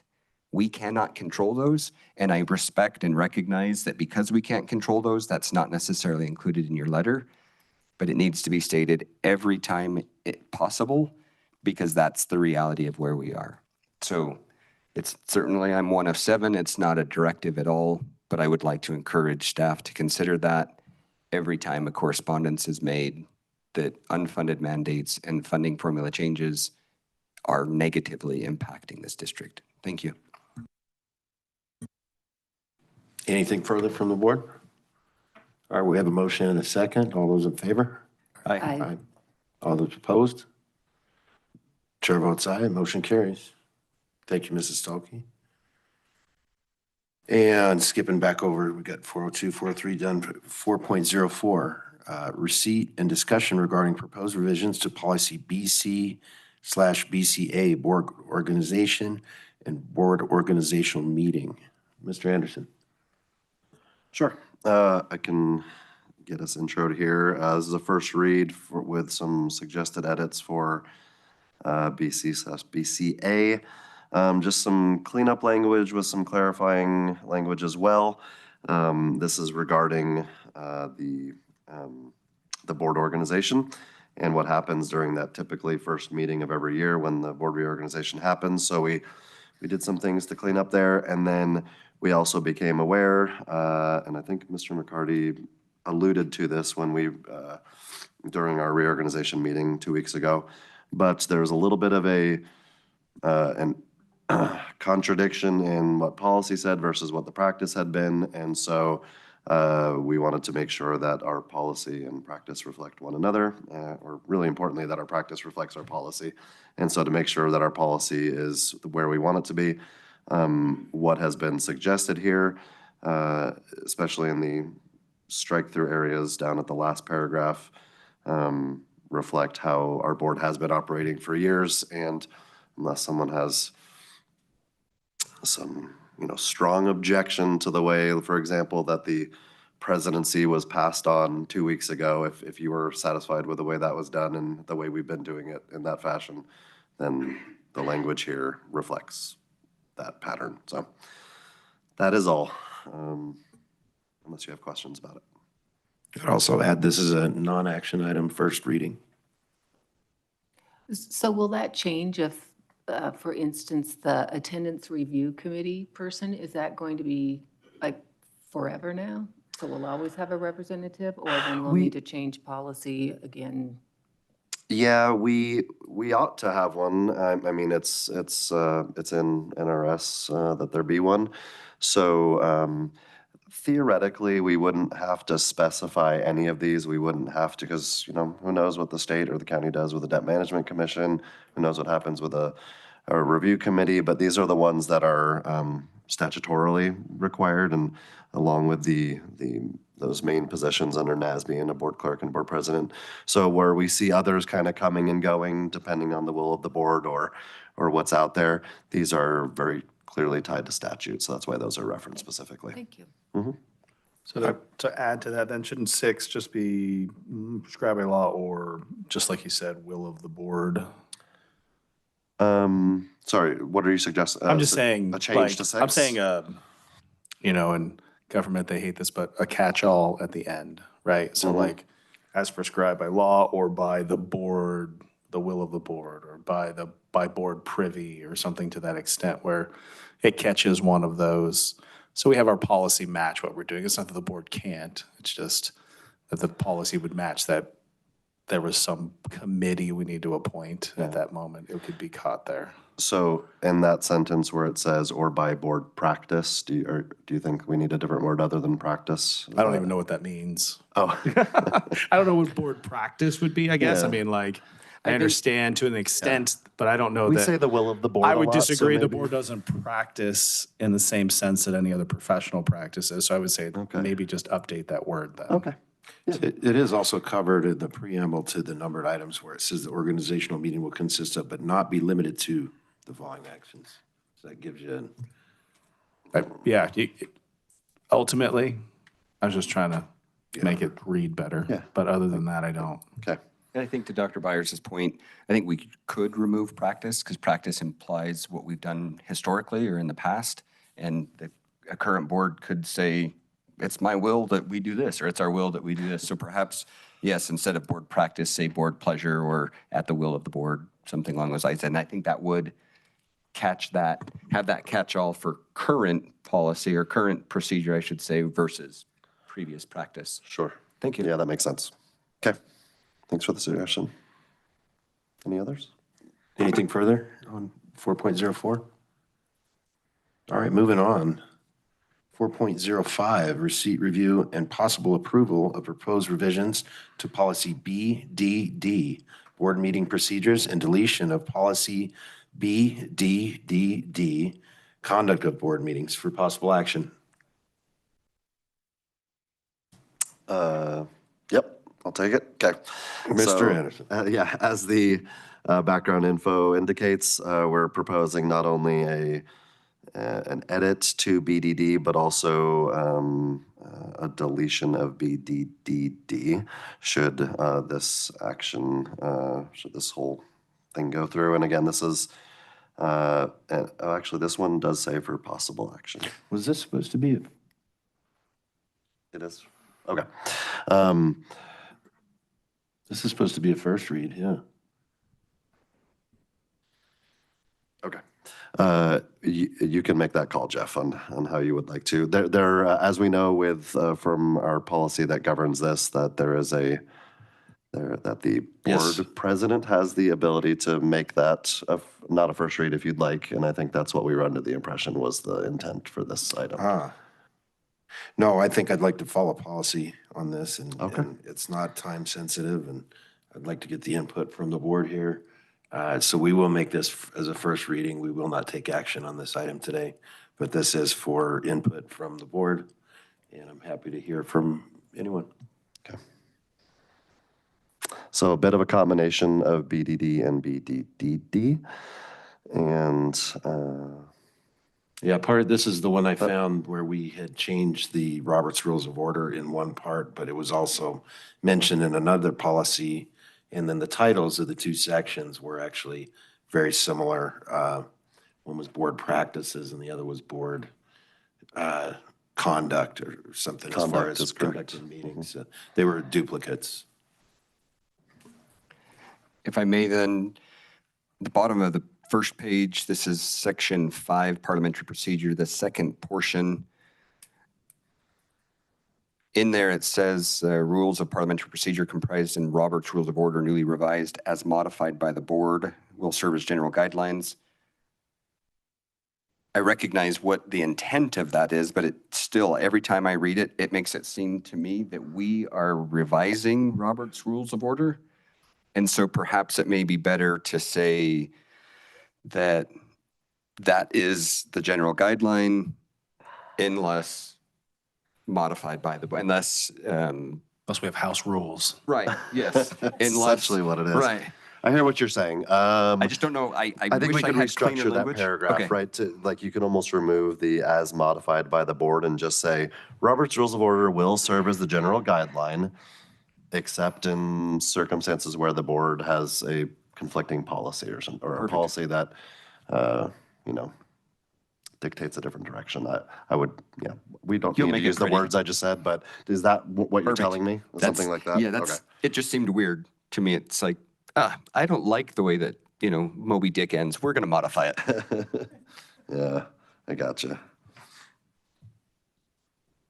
All right, got a note about that. Anything further on this item?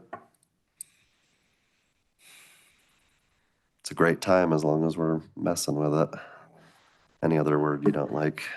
There's not anything I don't like. I will just say, since Robert's Rules of Order newly revised is our general guideline, the red line paragraph that follows that does state that the board may not vote to limit discussion. However, that does not limit a board member from calling for the question, which would, gosh, I can't talk, which would kill discussion immediately because we are following Robert's rules. So I'm just stating that there are parts of Robert's rules that would still allow discussion to end on an item if we've been talking for an hour and everyone is going, hey, this is enough. That can still be utilized. And I had talked about this earlier in the meeting when that was pointed out to me, and maybe we should add a clause in there that discussion is unlimited until the question is called, at which point each member that desires may have one further comment period for whatever duration we decide. I'd be curious to check on that on a legal side to see if we would need to do that and if that would be prudent to do, because it was pointed out to me that this may lead to unlimited, like a filibuster. I don't know that calling the question would necessarily stop that, because if you read it directly, it says it's unlimited.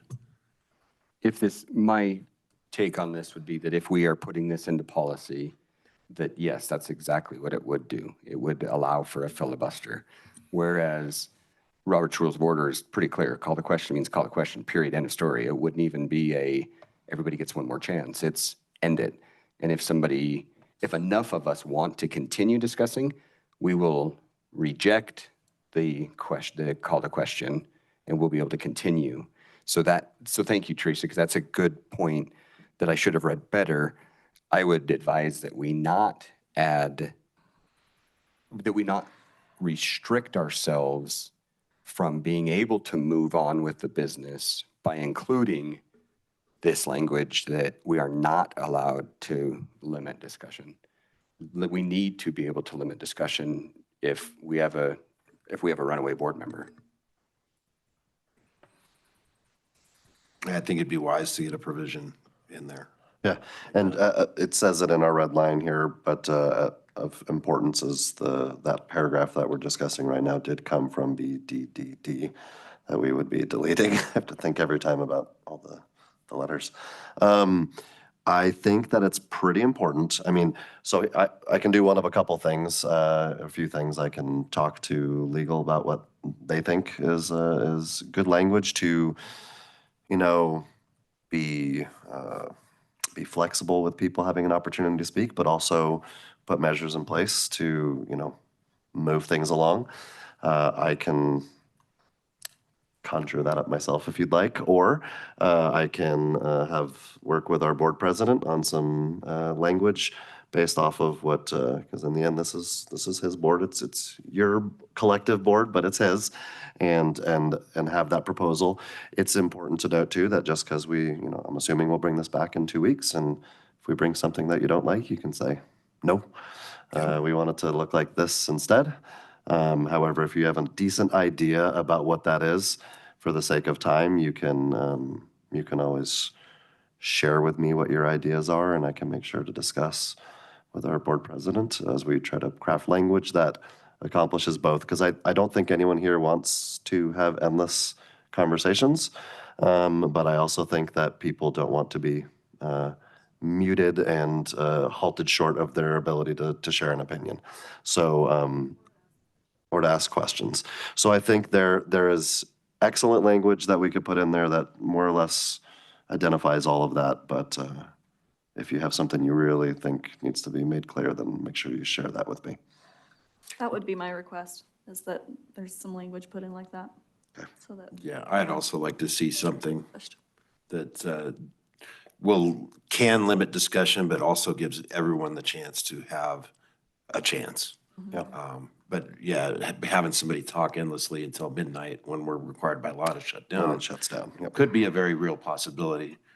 So yeah, let's. Okay. Anything further, board? Thank you. I will just say, I think, a demonstration on some parliamentary procedure from, say, some FFA kids might be a really great opportunity to have some students in here to teach us a few things as a board, which would be useful. Just throwing that out there. I have been looking into this quite a bit to be able to run this meeting, and yeah, we're pretty informal as far as it goes. But Which the revised rules allow us to be informal. That I think having those rules is also helpful to make sure that meetings don't just drag on. And speaking of that, I think we have talked about this enough. all right, if I'm not hearing anything further, we'll go ahead and move on to item 4.06. That's receipt, review, and possible approval of proposed revisions to policy JDEA, student discipline, habitual disciplinary problem student, habitual disciplinary problem definition for possible action. Mr. Anderson? Yep. So this is the second read. We had this 2 weeks ago, and got some of your feedback on some of the confusing language and maybe the way things flowed and contradicted each other. We discovered something that was pretty important that I want to share with you. If you were confused by some things, we discovered that the NRS on the state's website had not been updated. So the recommendations that came in our version from 2 weeks ago were crafted based off of the most recent change to NRS in the 2025 session, and the state had not quite updated that in there. So when you were going to the state's website and seeing, for example, Teresa, you said, but this says this on here. It doesn't, and Susan was like, yeah, but it doesn't include that. That's because it's not updated yet. So our legal noted that, and we made sure to attach the current NRS from, well, I guess it's the current language from SB 177. So that was an additional attachment to this one. We left all of the previous attachments from 2 weeks ago and added another red line and another clean version in light of discovering that. We also, we did some of the formatting confusions that existed and moved a few things around. So there's not a whole lot that's substantially different from 2 weeks ago. Yeah, so that's where the changes occurred. And again, just wanted to make sure you all knew why it was a little bit confusing on why we thought one thing and you were reading another. That's because that is exactly what was happening. That's good to know, and I should check more than one source then. Thank you. All right, how would the board like to proceed on I'm going to this? make a motion to approve JDEA Red Line 2. Second? I have a motion and a second. Any further discussion? All those in favor? Aye. Chair votes aye. Anyone opposed? Motion passes. All right, moving on to 4.07, grants update. Ms. Cox, welcome. So I first have to say, Rhett was one of my students for my brief stint, a business student. So I'm going to come up here and I'm going to be contrary to anything I ever taught you about presenting. Good to know. Yeah. But I do want to say exemplary student, not because he shut up and listened and did his work, but because he talked and raised his hand and asked questions while doing his work as well. So you're going places. Yeah. You can still talk and raise your hand and do that. Just not right now. All right. So, yes, our grant update. So for FY26, we have been awarded approximately 13.9 million. Oh, I'm supposed to do this. See? There we go. And this does not include our title awards of approximately $500,000 of rollover, AB 519, which is Oahe Capital Improvement Funding. And then we're a fiscal agent only for ECAC and NNRPDP. And I took those out just to give you a better picture of programmatically how we spend money with students and everything, because those are some important things to note. Ms. Cox, before you go too much further, we just heard from NNRPDP. Can you tell us what ECAC is? Yes, it is the Early Childhood Advisory Council. Thank you. Yes. And so it's one of the boards that Annie had spoke about that helped funded one of their math initiatives or SPED initiatives, I do believe. Thank you. Yeah. And then, so a breakdown. So our categories for awards, you can see the academic achievement and equity in special populations really takes over a big majority of our grant funding. Those include our biggest grants like special education and then also Title I. Now, with those, it's important to note that they overlap with one another. So just because family and community partnerships is only 0.41% of that pie, we technically have a large portion of our Title I funding, which is in academic achievement, that goes towards family engagement.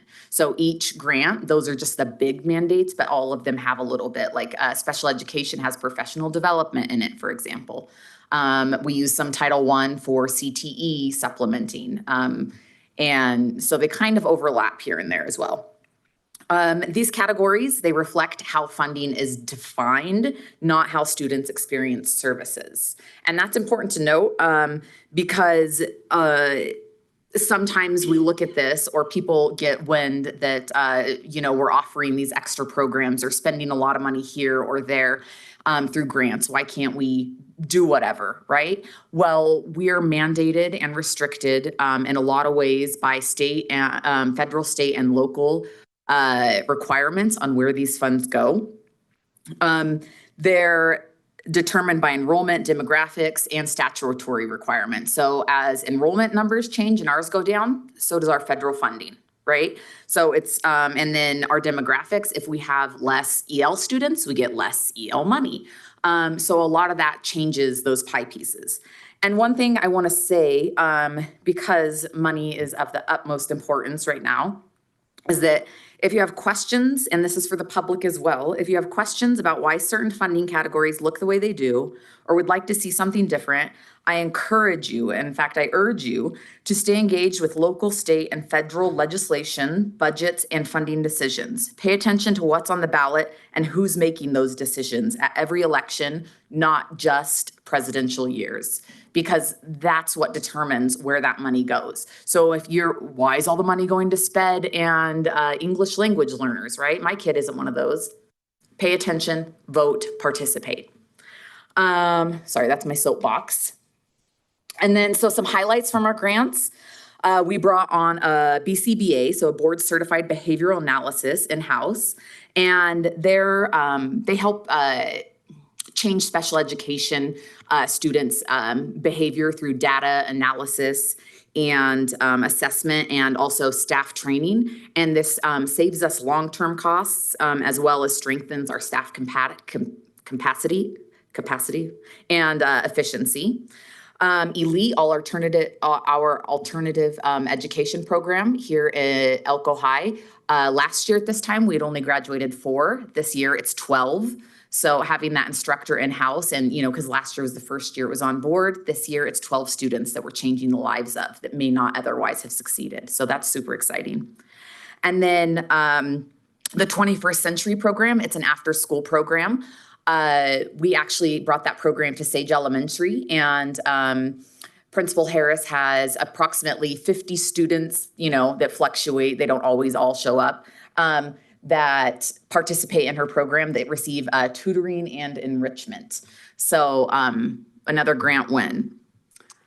I'm so sorry. I'm so sorry to interrupt. Can you go back to Elite? Can you Yes. just talk about what Elite is for folks? Yeah, absolutely. So Elite is our, as I said, alternative education program. Right now, we just have one here in Elko, and it's usually where adjudicated youth attend school because other opportunities aren't working for them.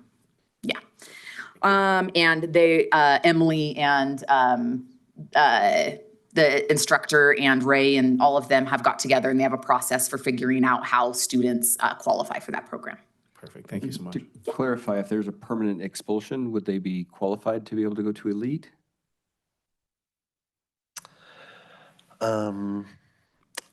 That could be a recommendation that goes along with a permanent expulsion. But just blank, no.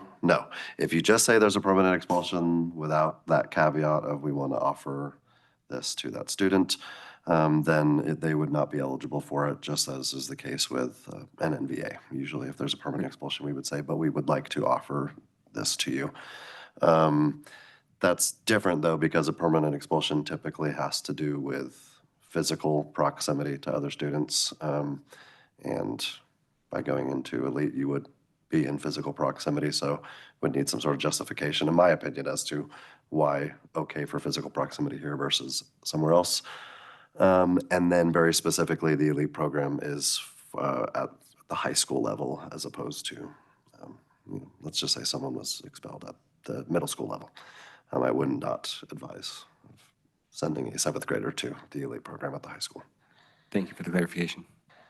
And one thing to note about the Elite program as well, those 12 students, they don't count for our graduation rate. They also don't count against. They're considered transfer out. But again, that's 12 lives you're changing. So it is important to note that because I realize it's an option to provide alternative education, not a requirement. But we really want to remember why we're in education. So, Is there a limit to how many kids you can take? I mean, you said 12. I mean, I know we don't want 100, but like based on funding and everything that you've got. So it would just be a teacher-student ratio capacity, because I do believe it falls under general education. Okay. Yeah. And then the same with the 21st Century, is that the same funding that Southside gets for their? Yes. So Southside, West Wendover Elementary, and Sage Elementary are all part of this cohort. So it comes out every so many years, and a certain amount of schools, they have to meet certain criteria. And once they fit in that criteria, we can apply for them. And as long as that school has the capacity and the desire, because it's a very rigorous staffing challenge, we'll say. There's a lot to it, because before school, after school, summer programming, they have to offer 300 hours within just the school year of out of school programming. And they have to staff all that, and that can be really tough. So, Okay, thank you. It also, as is the case with many grants, it also comes with very rigorous documentation procedures. And so along with there's very rarely something called free money, right? And in this case, while it does provide access to great opportunities and programs for those communities, the people that have them know that it comes along with a lot of legwork and documentation, and which is all in their minds worth it for the added benefit that those students who so desperately need it get. Yeah, I will tell you, 21st Century is probably one of the most rigorous of documentation. Each site has to have their own dedicated data person. They're really big into their analysis and data collection and community impact and all of that. So, and this year, Monica Stevenson at Southside has been able to kind of spearhead that and take some of the burden off of my position, I guess, because of the documentation, and she is kicking butt. So shout out to her. Megan, I did have another question. Yeah. Under the pupil-centered funding program, do we get credit for those kids who are elite toward our numbers? We have declining enrollment. We're getting this program that these kids need, but do we get credit, so to speak, for those kids in our funding? I want to say yes because they're part of the district. Yeah. That's a good question. I didn't know. Thanks. All right. So our next steps within our grant department, we're working on streamlining the purchasing and accounting process with Tyler. So this is really going to help with compliance and auditing and monitoring, just having it all with updated and more user-friendly reports, we'll say. And then in addition, our grant requisition process, which is how schools submit, hey, we want to purchase this with grant funds. Creating that allows us, it creates not only creates a more efficient process, but it also allows for us to pay attention to better allowability, I guess, to make sure that they are following exactly the things they're supposed to be doing. So better meet compliance issues, if you will. Yeah. Sorry, will you explain to the public what Tyler is so they don't think you're talking about? Oh, yes. Thank you. Tyler is our new accounting system. And so it's being implemented slowly and it's much needed. We've been working on a Java-based program, one step away from green screen, I'm pretty sure. So it will immensely help a lot and it'll make a lot of our processes efficient, not only in the grants department, but finance in whole. So in due time. Our next steps, we will conduct targeted budget reviews with principals and program directors. If a plan isn't working right, we'll change it. If it's not moving right, we will revise it as needed because we want to ensure that those funds support students and don't sit unspent. All right. Overall, FY26 grant funding is stable, compliant, and purposefully aligned to student needs. And if you have questions, I am happy to answer them. I do have one more question. Yeah. Our board certified behavioral analyst that we now have in-house, is that grant funding ongoing? Is that something we're going to be like, oh, well, we lost the grant, now we lose that position? How's that looking? Yeah, great question. And that's something we always look at when we're purchasing with grants is sustainability from web programming to personnel. And so that's the first thing. Someone says, oh, I want to purchase this new program for my classroom. Well, what's the sustainability of it, right? And so the BCBA, as long as it's through our special education funding, and as long as it is budgeted for, it's sustainable. The money's there, but now prioritizing, that's a little bit different. So the money will be there to fund that position, but is that position a priority? With certain things happening, throughout our district, it's something we're looking at much more stringently because a lot of staffing comes out of Title I as well. Not Title I, I'm sorry, special education. Yeah, so is that specifically a grant or is that funding, coming from the state from special ed specifically for that position? It's a I'm grant. Just trying to clarify. Yeah, so it's a grant and that position is included in, was built in for this fiscal year for budgeted in that grant. But it will not be in like an unfunded mandate type of situation. Correct. In a couple of years from now, we're going to continue to have that provided in our funding. If we choose to, correct. Mm-hmm. Hey, I had one 26 mil. I didn't, right? That's what you said? I'm sorry? 26 million is what you had. 13.9? Oh, was I? I'm so sorry.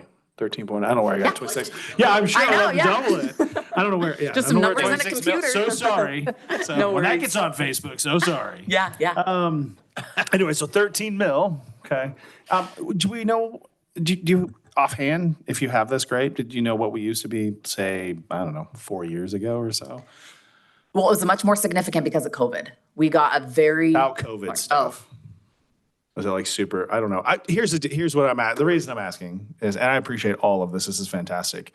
I get pushed back in the community because, well, why do we have a grant person? I know why we do. Okay. First of all, I know.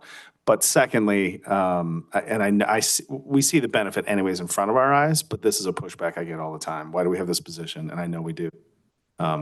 So do you guys know offhand where prior to? It was about the equivalent of what it is now. We pretty much have the same programs. We received about $7 and $9 million COVID funds. So I believe in FY 19, 20, 21 in the height of that, we were at about like 22 million when I was in that position. Okay. Yeah, and Megan does have one of the more difficult jobs in our position because she constantly has to stay up to date with state, local, and federal mandates and the ever-changing world of our federal government.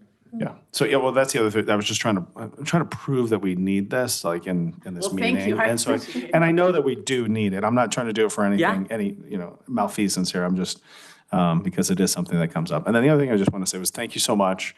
I've looked into grants, including for my clinic, and it is absurd. You almost have to hire somebody in order to do this. My mother-in-law did grants for decades, and so I talked to her a lot. And that's the first thing she says, well, you're ready to hire somebody in order to do this. So thank you so much. There's a lot of work, and everybody working with you, appreciate it too. Absolutely. And I do want to notate that 13.9 million, it might have been the same 4 or 5 years ago, but our benefits alone for a person, right, have gone up, 10 to 15% within that time. And, staffing does come out of that, but not only that, but other costs, right? So though it may have been the same or fluctuated a little bit, costs just continue to soar, so. Can I just add, I'm just curious if with the Donors Choose grant, if there were many teachers that put in for that, if you happen to know that? I don't know the number offhand. I know Cody is going to speak more about that. Oh, no, that's tomorrow. That was the admin council. I know what you're looked at the wrong referring to. I agenda. think because this is the second year in a row they've done that. I think last year I put in a request after some time had passed to see, hey, how many of our teachers have taken advantage of this? And so has only been active for about a week and a half, I think. I think it was, I guess, close to 2 weeks. It was 2 Wednesdays ago, I think, that it came out. And so I have not yet put in a request to find out how many of our teachers and for what types of projects. Yeah, I was just curious if But I they can do took that. advantage of that, because that's a good opportunity. Well, I know to some get teachers have already been funded. A lot of them said, thank you, my project was already fully funded. And so I'll use this as a platform. Teachers, go to Donor Choose. You don't have to promote on Facebook or request people to donate money. It is literally $500 for a project connected to Nevada state standards if you teach over part-time in our district. Yeah. Thank you. Yeah. Ms. Cox, thank you. I loved the presentation. It was detailed. It gave me the stuff that I was looking for. A few quick questions. Any of this require district-funded matches? No, this is all federally designated money, if you will, for the most part. So we do not have any matches. Incentive grant, right? We do provide that funding to our schools. So while it's listed as a grant, it's also money that our schools get from the district. So if you want to look at that as a match, I suppose, but that is budgeted for every year, but it is on the table. Yeah. Okay, I appreciate that. Thank you. This one might be a little bit more, you may be less prepared for this question. Employees, and I apologize for throwing you a curveball. I usually try to say, hey, by the way, this may come up. How many employees are grant funded at least 50% or more? That's a great and what question. type of timeline are we looking at if grant funding ceased? I'm not In expecting. totality? Sure. I mean, are we looking at, I'm assuming that we have grants that are probably short-term, year or less, and the grants that are longer-term, 5 years or more. So I'm assuming that's in there. Correct me if I'm wrong. I guess that would help with the timeline. It would be 2 years is the maximum grant. It goes, they overlap. So 25 to 26, 26 to 27, 27. Yeah, so we're constantly working in 3 fiscal years at any given time. Okay. It's pretty cool. But Are we I, looking at a substantial number of employees if that are it's grant special funded? education, yes, special education, that grant alone has probably, I'm gonna say 20 paras on it. The other grants combined, it's, I can think of about 10 off the top of my head. Okay, thank you. Final question, the attachment that you put here, the Yes. additional details, again, loved it, thanks. Like looking through the numbers. There's one reference here that didn't have a little bit of an explanation, that was West Wendover for $50,000. Yes. What is that? It's their city grant.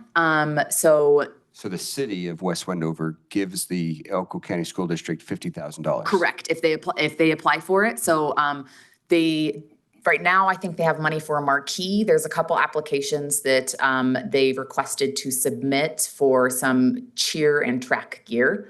And I do believe it's biannual.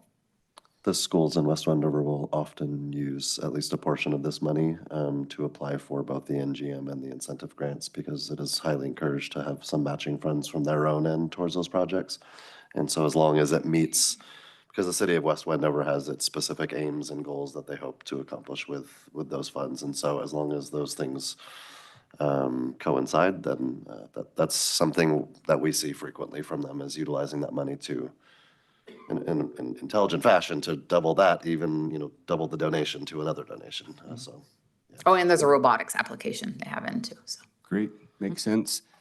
That little birdie told me that had something to do with marijuana money. That is the pot money. Look at that, pot money coming back to Elko County School District. Okay, thank you, sorry. I'll be snarky a little bit longer, but I'll stop for now. Anything further from the board? Ms. Cox, thank you very much for that very concise update and for all the work you're doing. We appreciate it. All right, thank you. We're moving to 4.09 is our secondary education. Oh, I'm sorry, 4.08, I skipped one there. Receipt and discussion of proposed policy GBC 20, incentives and additional compensation, all employees, non-action item. Mr. Anderson. Yeah, I can do that. And do you want me to do it, or do you want to do it, Megan? Okay, well, let Megan do it. So this, we came across when we were being monitored for Title IIA. So basically, right, NDE is our pass-through entity. So federal gives NDE the grants then come to us, the LEA. And because the feds make the rules, then NDE basically gives us the when, the how, the why of the requirements, if you will. So we follow NDE guidance, right, that is based on federal guidance. And so they didn't require or monitor this policy, and it came out that no districts had it. And so we devised something, and this basically is anyone that is paid with federal funding for, like they might get a recruitment or retention, right? If they work at one of our Oahe schools, for example. They might get a stipend if they work for our 21st century programming. All that money has to be accounted for, and this document says that we chose the right person. They're going to deliver what they say. This is what it is that they're going to deliver. Administration approves, et cetera.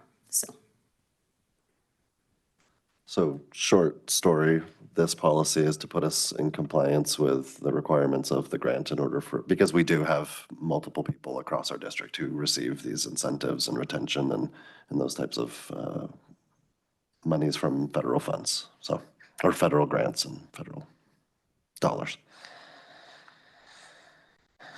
All right, that is a first reading. Is there anything further from the board on this? I realize this is very minor and it has been addressed in the questions document that I sent to Mr. Anderson. G.B.C. I think this is one of the few that have the dots in there, whereas BDD and the newly deleted BDDD didn't. I recognize that would impact multiple others, but that may be something, Mr. President, that you just put all on one fell swoop and say we're changing it all. But otherwise, I have no suggestions. Thank you again for that, Ms. Cox. Want no dots, the dots on the DDDs. There you go. All right.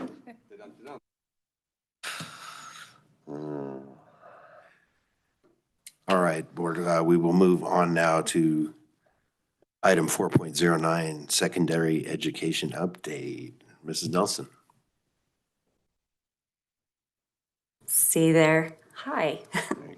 Yeah, I just wanted to give you an update I have a couple of updates for you. One is our cell phone policy and seeing how we're moving with that. But before I get to that, just wanted to do a quick update on secondary curriculum. So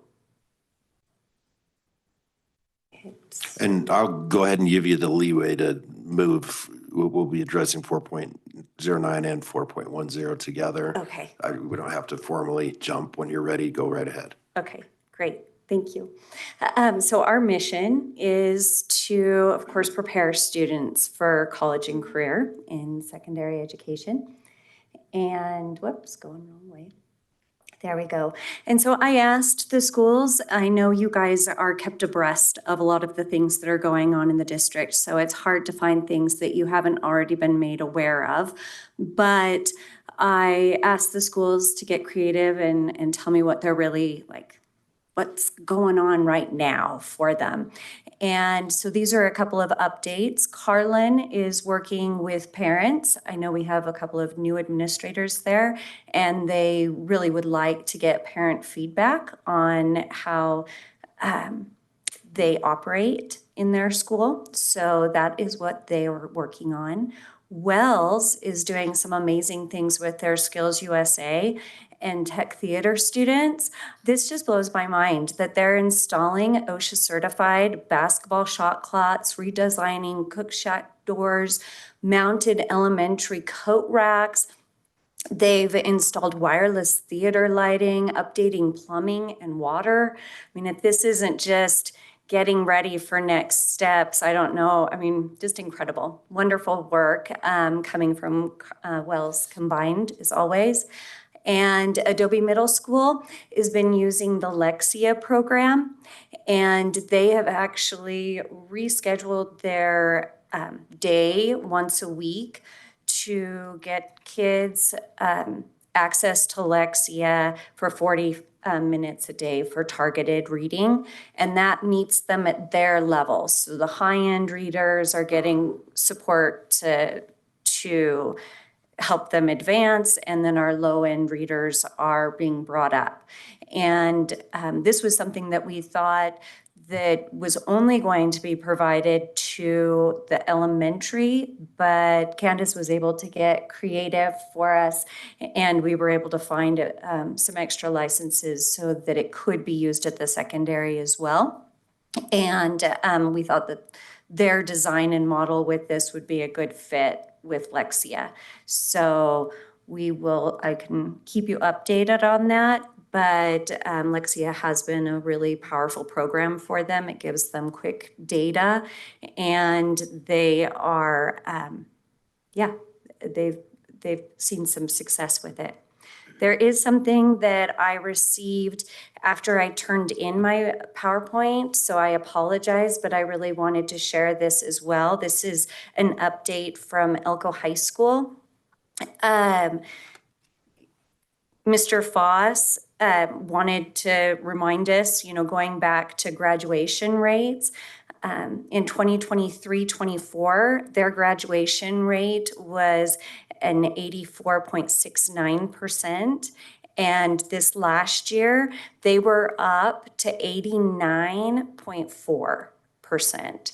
So they have a very targeted plan to raise their graduation rates with their MTSS program. That's multi-tiered systems of support. And so they've got a leadership council, and they're very focused on working to get their students graduated. So great results there in 1 year. And they've also been working with another group on chronic absenteeism, and that has gone down 4%, their chronic absenteeism. And I can get you all of these numbers. Again, I apologize for not having them in the PowerPoint for you, but it went from 37% chronic absenteeism to 32.9. So also in the last 2 years, they've had a daily attendance rate of between 90 and 91%. But this year so far, and this is just showing you too how much Mr. Foss is really paying attention to his latest data. This year in this last semester, they were already up to 93% of daily attendance rate. So wanted to give you that good news from updates from Elko High School as well. Since that's new Can I quickly just information, ask- is there any questions? Yeah, I just had Yeah. a question about the Adobe Middle School Alexia Power Up. How long have they been doing that for at Adobe? Just a short amount of time. So they weren't able, because we hadn't planned on Lexia being a secondary program, it kind of was delayed as far as when they were able to start. So I would say just for about a quarter now. And to clarify, this Lexia Power Up is, well, probably similar in structure to the Core 5. This is not the same exact program that the kindergartners or the fifth graders are using. Rather, it's a secondary program designed for older kids. Yes. Still a great product, though. It's got the Lexia name behind it. I'm impressed with them. And everything, I'm assuming everything is tailored towards their reading level. And do the teachers still get all that data back so they know, just like the presentation was given earlier? Yes, they do. With on them? Yep. That's what's valuable about it. You know, we test kids and we just don't always get valuable data to find out their individual needs. And so this kind of program really helps with that.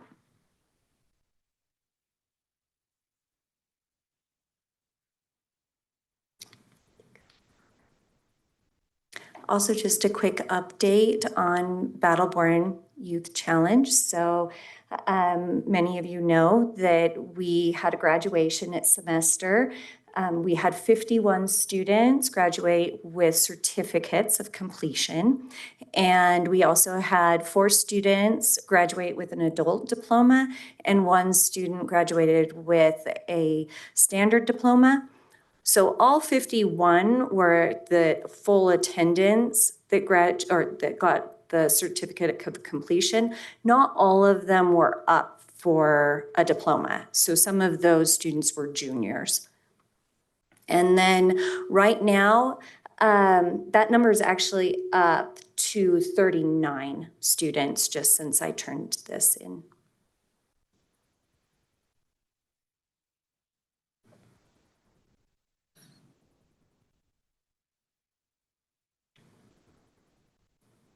Okay.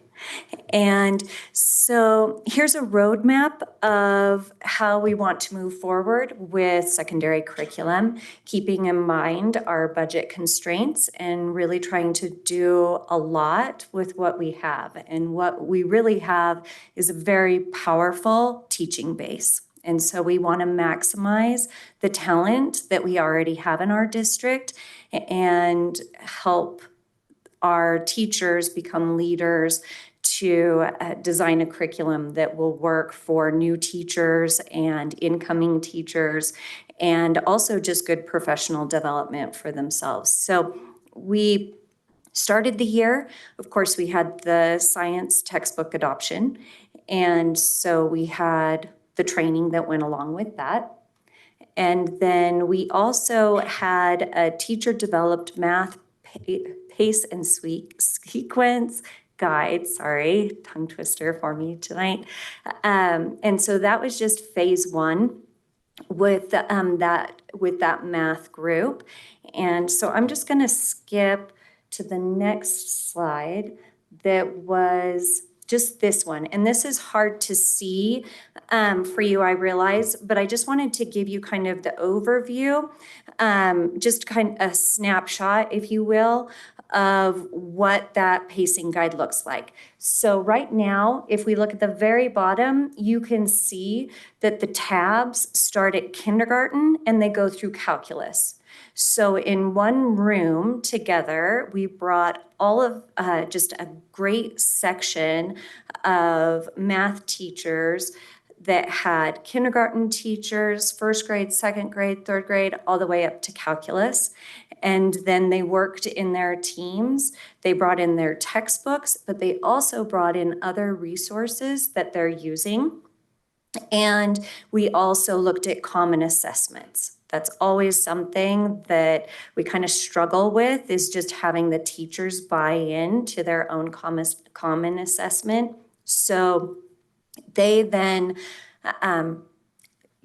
you've heard about SAVAS and some of the challenges that came from the textbook. So we dug into SAVAS and we said, okay, these assessments are high quality assessments.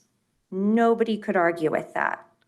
But we all knew that the kids weren't always right at that level to be able to take that assessment. So we needed to build in supports. So that's what this document is doing at the secondary level.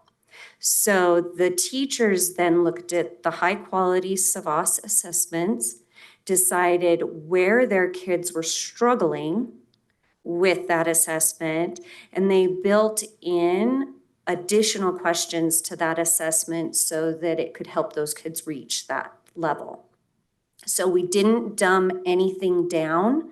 We kept the assessment rigorous, but then we gave people a roadmap on how to get there. So, and a pacing guide of how to get there. So we've embedded in this document assessments for other teachers, not to use, to make copies of so they can adjust it, because we know not that all students do this, but if anybody gets a copy of, the master tests and pass it around, we've told everybody this is just a sample of what we want you to do, and then you pick your questions that match that. And it was so fun to be a part of this group because, and Ray and I were a part of this one. Ray started it and I just got a tag along. And they were so motivated to work together. And we even facilitated, they were like, can we talk to the 5th grade group? Because we know that's where, 5th and 6th have a tough time bridging that gap. And can we please have a conversation with them? And so I'd go over to the 6th grade group and I'd be like, hey, 5th grade wants to talk to you. Can I set up a date? And they'd be like, oh yeah, give us a few minutes. And so it was a really cool process to see how just across the district and across the grade levels, they could just collaborate and put together something that they believed in, and then they presented it to everybody. And we need to come back to that work. So that takes us into our next phase, which would be finishing that document for math. And that they got through about a semester's worth of work there. So now it's time. We may need to scale that back a little bit because, it's not like a huge textbook adoption, but it is teacher subs. So we just want to be really conscientious on when we pull student or teachers out to do this kind of thing. So we want to finish that, and then we want to roll it in with the science group and have the science. Now that the science has the new curriculum, they've had a semester to work with it. Now they can create a pace and sequence guide with it as well. Just giving a teacher a textbook really dumbs down the curriculum in so many ways. I know that maybe isn't the kosher thing to say, but a real curriculum, like a really strong curriculum, is about more than just a textbook.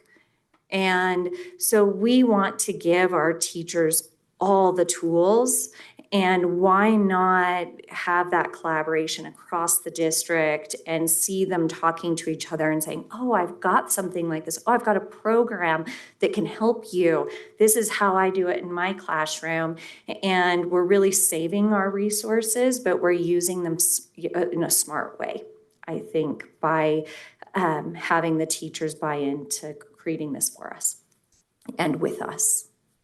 And of course, it's not just a one and done. It's got to be a working document that we come back to. So questions about that? Ms. Nielsen, on the spreadsheet that you had at the previous slide, column J indicates learning objectives, I can statements. Is that specific to Portrait of a Learner? Yes.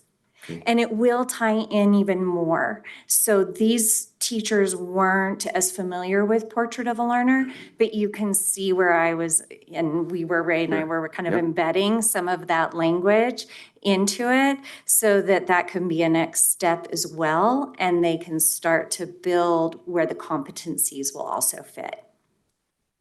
I love this, and I was like, oh, great, we only got a snapshot of just calculus. I wanted to see every tab and everything else, but nonetheless, especially with math and science, I think this is very valuable to have the instructors be able to chat with each other, talk with each other.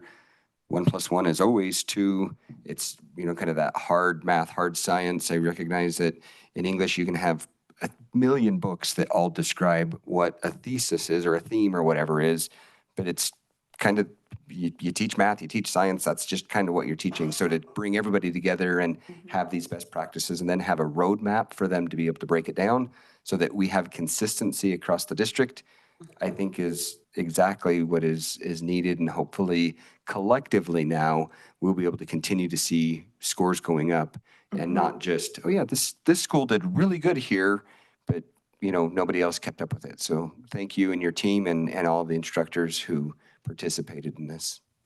Thank you.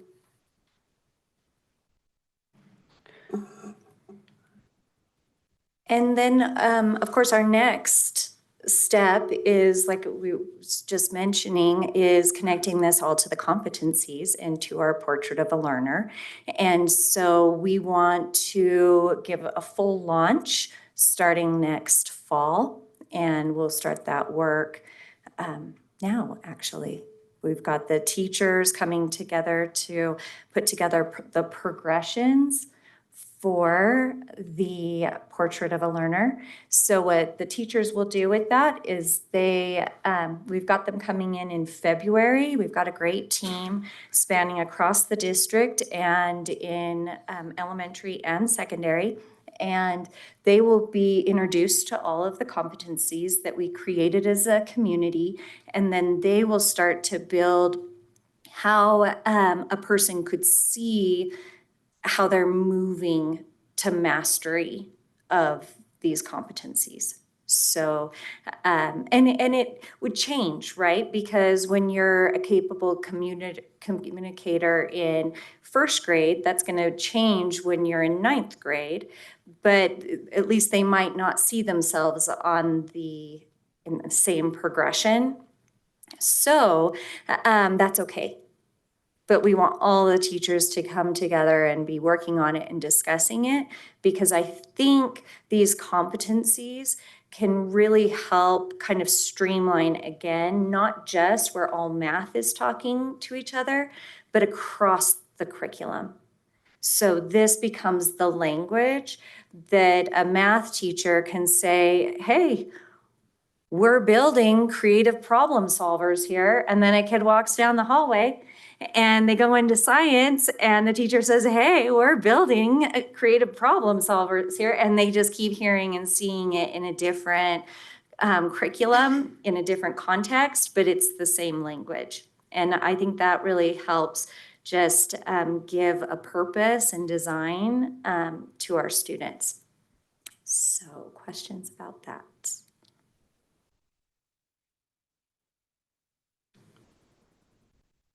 Okay. I do have a question about the pacing guide. So say a teacher has a class that's like, we are ready, we're hitting everything, we're mastering these concepts. Does the pacing guide limit them from moving through curriculum quicker if they've got a class that's, or students that are ready to move quicker than the pacing guide would suggest? Such a good question, because I don't like anything that's going to lockstep a teacher. And so we talked about that, and because it's a working document, it's something that we wanted to put to the test. And so that is why it is important for us not just to meet like a one and done, but to have continual updates so that we can come back to those things like the timelines that people put on there. And if a teacher is really struggling and saying, I've never hit this timeline, this is way too fast for my kids, then maybe we put, something else, like, why is that? Is that holding that person back from finishing? Like, what do we need to do to make that timeline work? Or maybe the timeline's not important. Maybe they're still able to get through everything on time. So that's where those important conversations happen, because otherwise teachers, I know, just become really frustrated. It's like, I've got this, I'm told I've got to do this and I have to do it by the right time, and my kids aren't ready, and then I'm not getting through all the material. And so that is a real struggle, and we want to be able to talk to each other and figure out why it is. And maybe just having another math teacher say, oh, I see what you're doing. I come back to that multiple times, but I keep moving forward. I circle back, but I don't spend as much time as you're spending there. And it allows me to move forward more quickly. So those kinds of conversations we noticed happening just this summer, fall, that we were working with the teachers. And I would hope that those conversations would continue. So you addressed more specifically if they're not, they're like, oh, we just can't get there that fast. But what if they're like, no, we're way past here, we can keep moving? Is that going to be an issue? If that's such a teachers, good problem we want to to move have. fast. It's a great one, but we do have a lot of students who are at that speed they want to go, and I feel like sometimes they do get held back, and I don't think we should.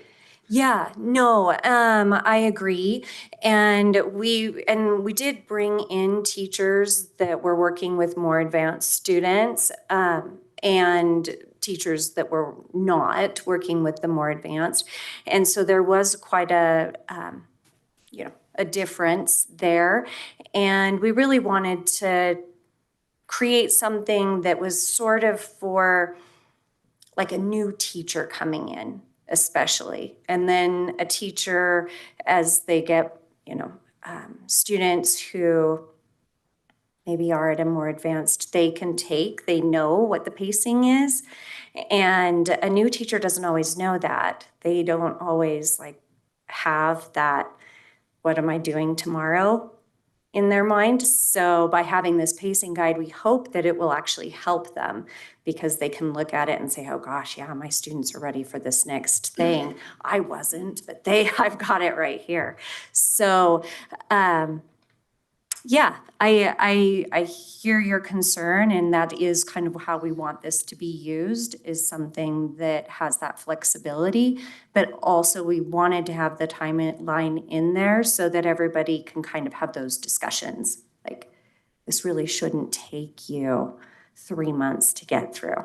This should be a 1 month thing. Mm-hmm.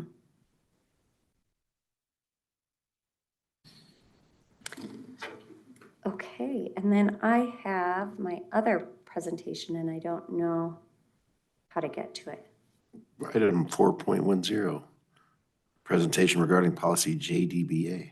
Yeah, so here we are. Be here, be you, be present. We have our cell phone policy, and I wasn't sure what we were going to find with the data here. So I've tackled this in 2 ways.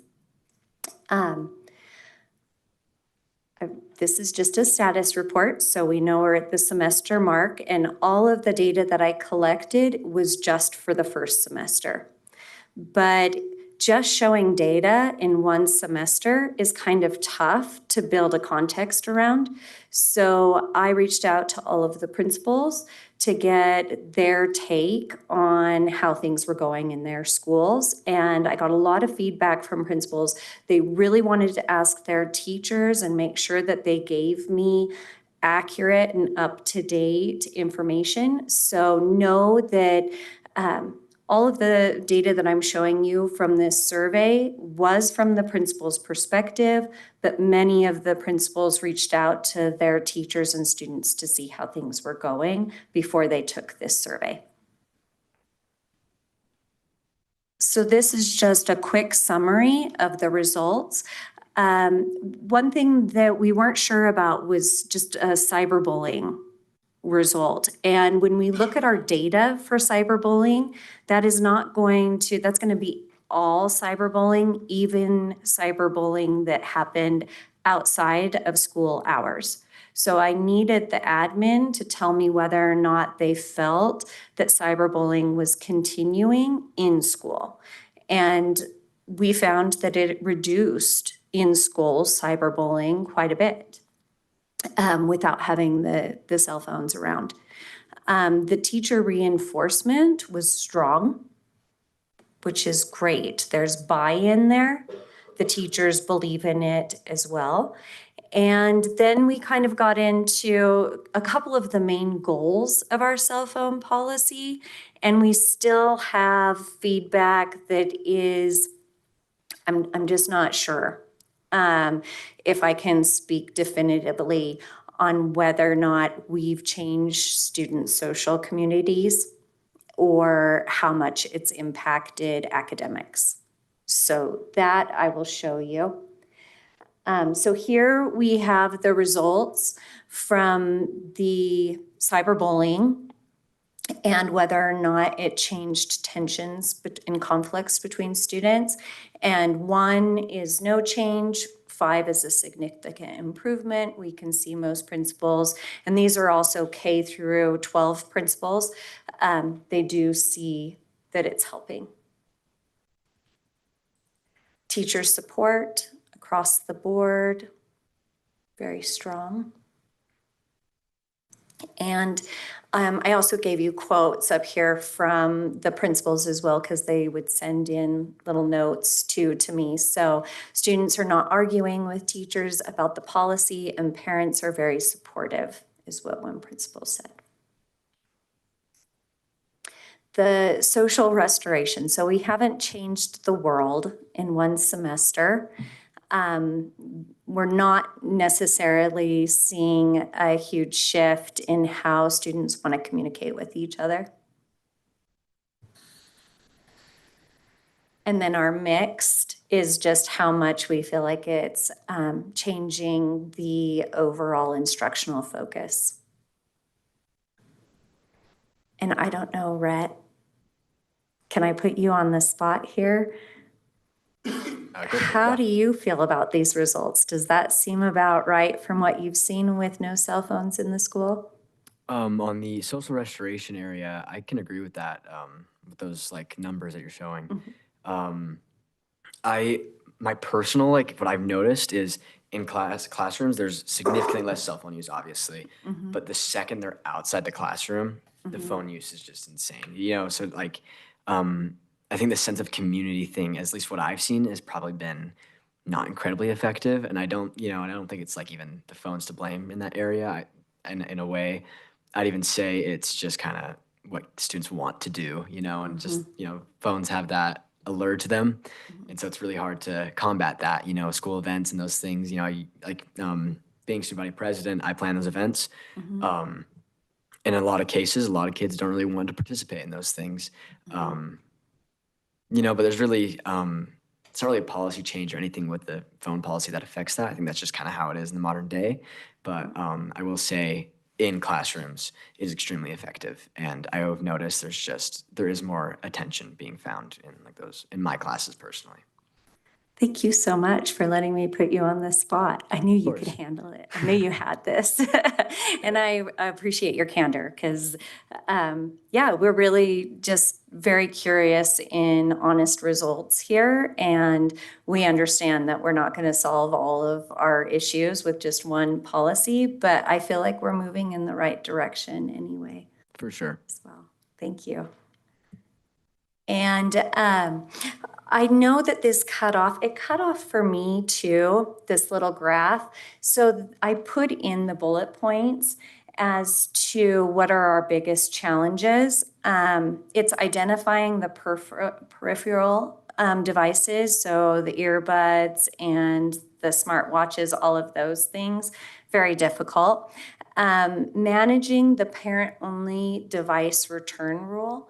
So when parents have to come in and pick up the device and the kids don't get to pick it up after school, that is a little more difficult for administrators to manage. And a lot of times kids are still keeping their cell phones in their pockets rather than putting them in their backpacks. And so making sure that they're actually out of sight, out of mind, because I think that's, if you can still feel the device, then you're still connected to it. But if you can put it in a backpack, in a pocket, and it's out of sight, out of mind, I think the effect is going to be better. So those were some of the challenges that the administrators had. And I apologize for this little, the visual wasn't quite as remarkable as I wanted it to be. Ms. Simpson, quickly on the second bullet point of the challenges, the parent-only device return rule. Are the administrators seeing that the pushback is from the students, the pushback is from the adults, or both? Mainly because the parents are then obligated to come into the school to retrieve it. I think it's more of the parents have a difficult time, and I'd be curious to know what I don't know another term for this, but recidivism rate of that would be. I think if the parents have to keep showing up at the principal's office, maybe a behavior would be changed. That is such a good point, because when we get to this policy impact with the data that I found, a lot of the issues that we've had specifically with just the misuse of personal devices, they were just warnings and parent contacts. So very few repeat offenders as a whole. Secondary is probably going to have more repeat than elementary, but overall, that was interesting to see. So I want to direct you to the personal device violations in 24. And I only pulled data from semester 1 because we don't have a full year of data. So I only showed you where we were first semester of 2024. And we had 178 citations for that. And then this year we have almost 300. So I think that's, like I said, we want context here, but I think it's just because we're holding kids really accountable for this. And so then I wanted to really look at 300 kids in detention, 150 more kids in detention than normally. That's not the case. It was warnings and parent contacts, just overwhelmingly so. And actually quite a bit more than in that 178 number the year before. That number was often ISS and lunch detentions. So we've minimized more of the detentions and given more warnings. So that's not a bad thing, I don't think, there, given that kind of context.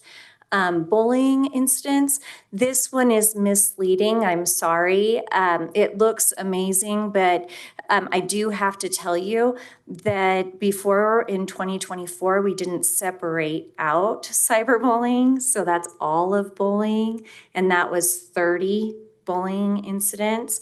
And this year we have separated it out and we've had 4 cyberbullying incidents. So we have to remember that number for next year, and we'll come back to it because next year we'll have that data that we can look at comparatively. And then we thought also maybe there'd be an uptick with classroom disruptions because kids can't just go onto their cell phones and tap out. So we did see an uptick in classroom disruptions. 397 up to 432.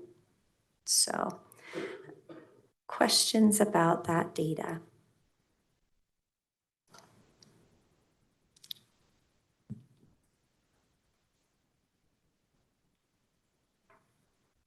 Thank you, everybody. Oh, thank you very much.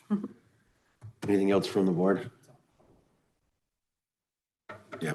Sorry, we have a sidebar here. It's on par with our policy. So the data is exactly what it says because the policies that work are a complete abstinence. So with us having minimal, we're on par with it. So, but that's where the policy we went. We can see how it goes, but that's exactly why, Brooke, is because it's on par with the policy, which is a hybrid policy. So. All right, thank you, Mrs. Nelson. Thank you. Before we move on, we've been at it almost 3 hours. Is anybody needing a break? Are we okay to finish out this agenda? You should just finish it up. Yeah, we'll go ahead and move on. Just, we got past the point where I'll always ask. Right, moving on to 5.01, the superintendent's report. Mr. Anderson. All right. So just a couple things to update you on.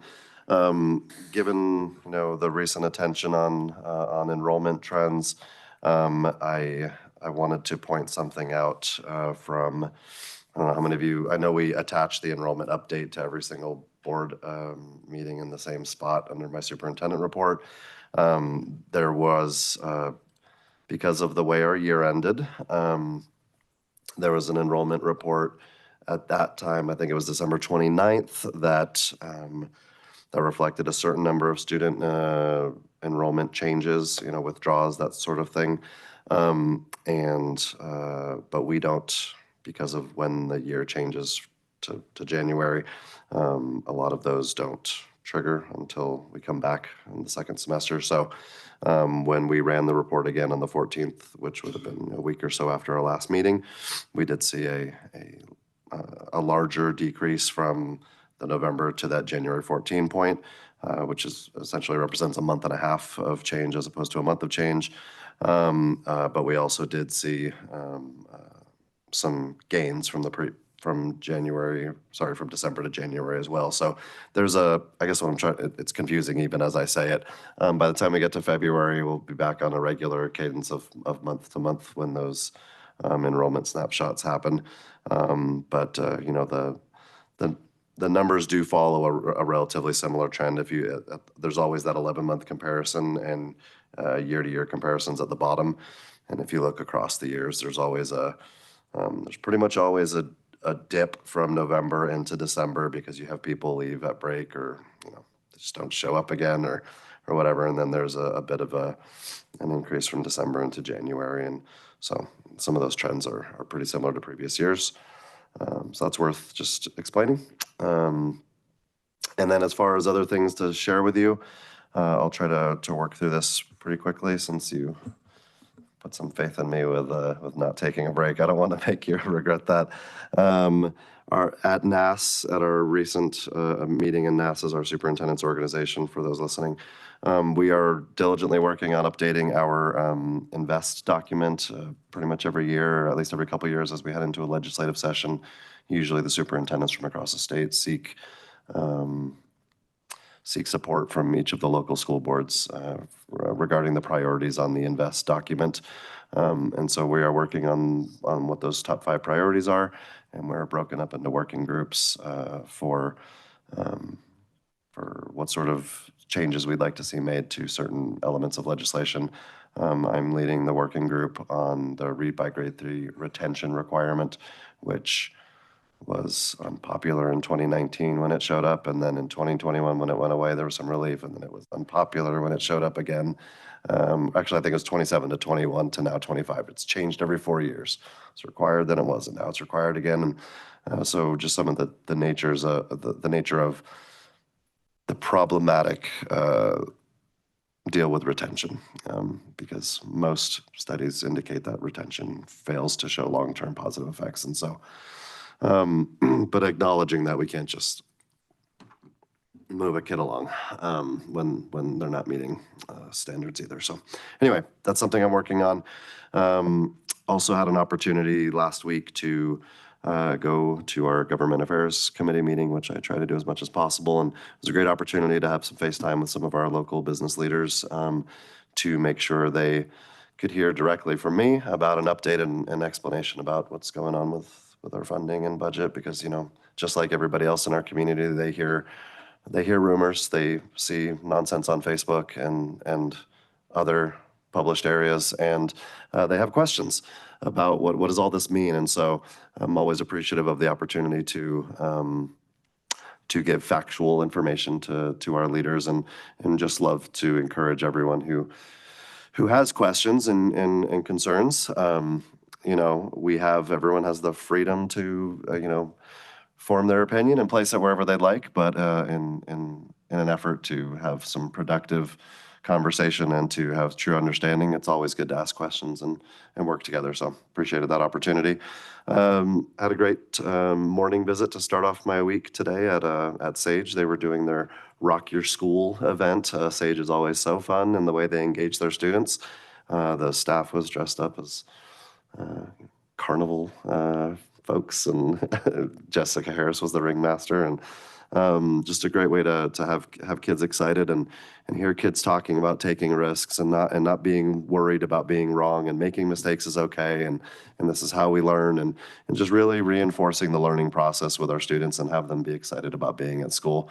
You know, the juxtaposition between, and I won't name which one of my kids, but one of my 4 kids last night on the floor, I don't want to go to school, to the kids all excited and psyched out of their minds to be at school this morning was pretty great. And so appreciate all the work they do at Sage and the way they engage their students.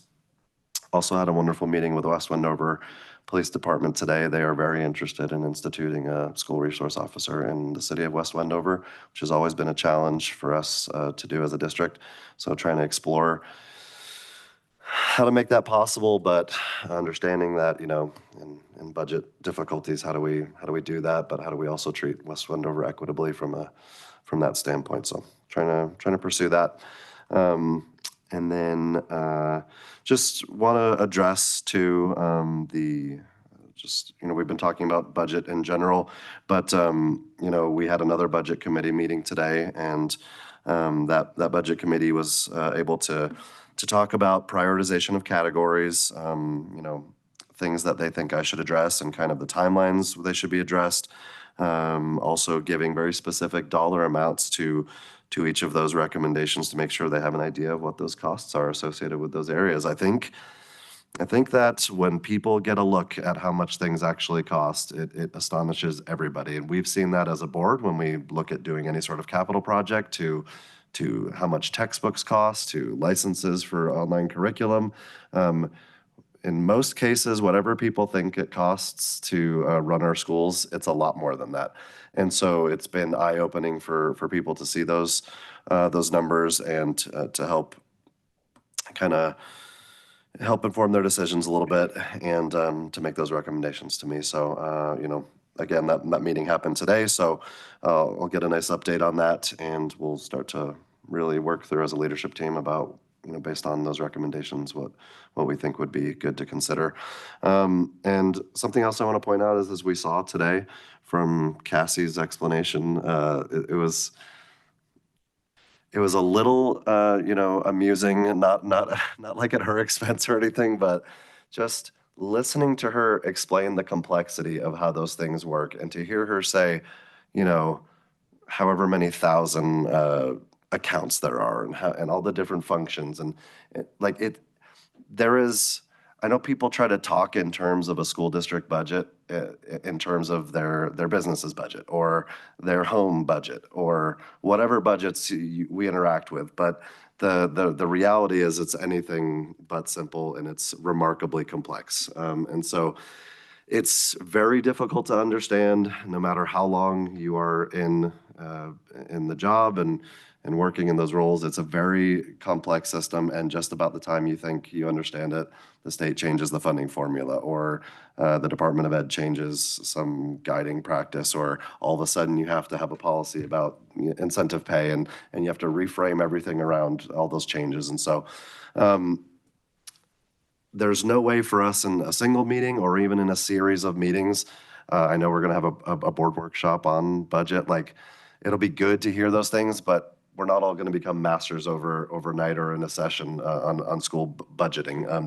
It's a very complex system, and that's not to say that it can't be understood, but it would be a mistake to think that it's easily understood. We have tried to help make things as understandable as possible. I did mention in an update last week that we do have our website, which is live now. So if you go to our district website and you go, so from the district website, if you click on menu and then about us, under there is a page now called ECSD Budget and Funding Overview. And that contains it contains topics as basic as how Nevada schools are funded, the difference between general and restricted funds, and it goes, and we will continue to add more topics there for people to understand. The budget priority survey that about 900 or so folks took, the results of that survey are there. The superintendent updates that I'm doing as we continue to move forward through this process, those get posted there.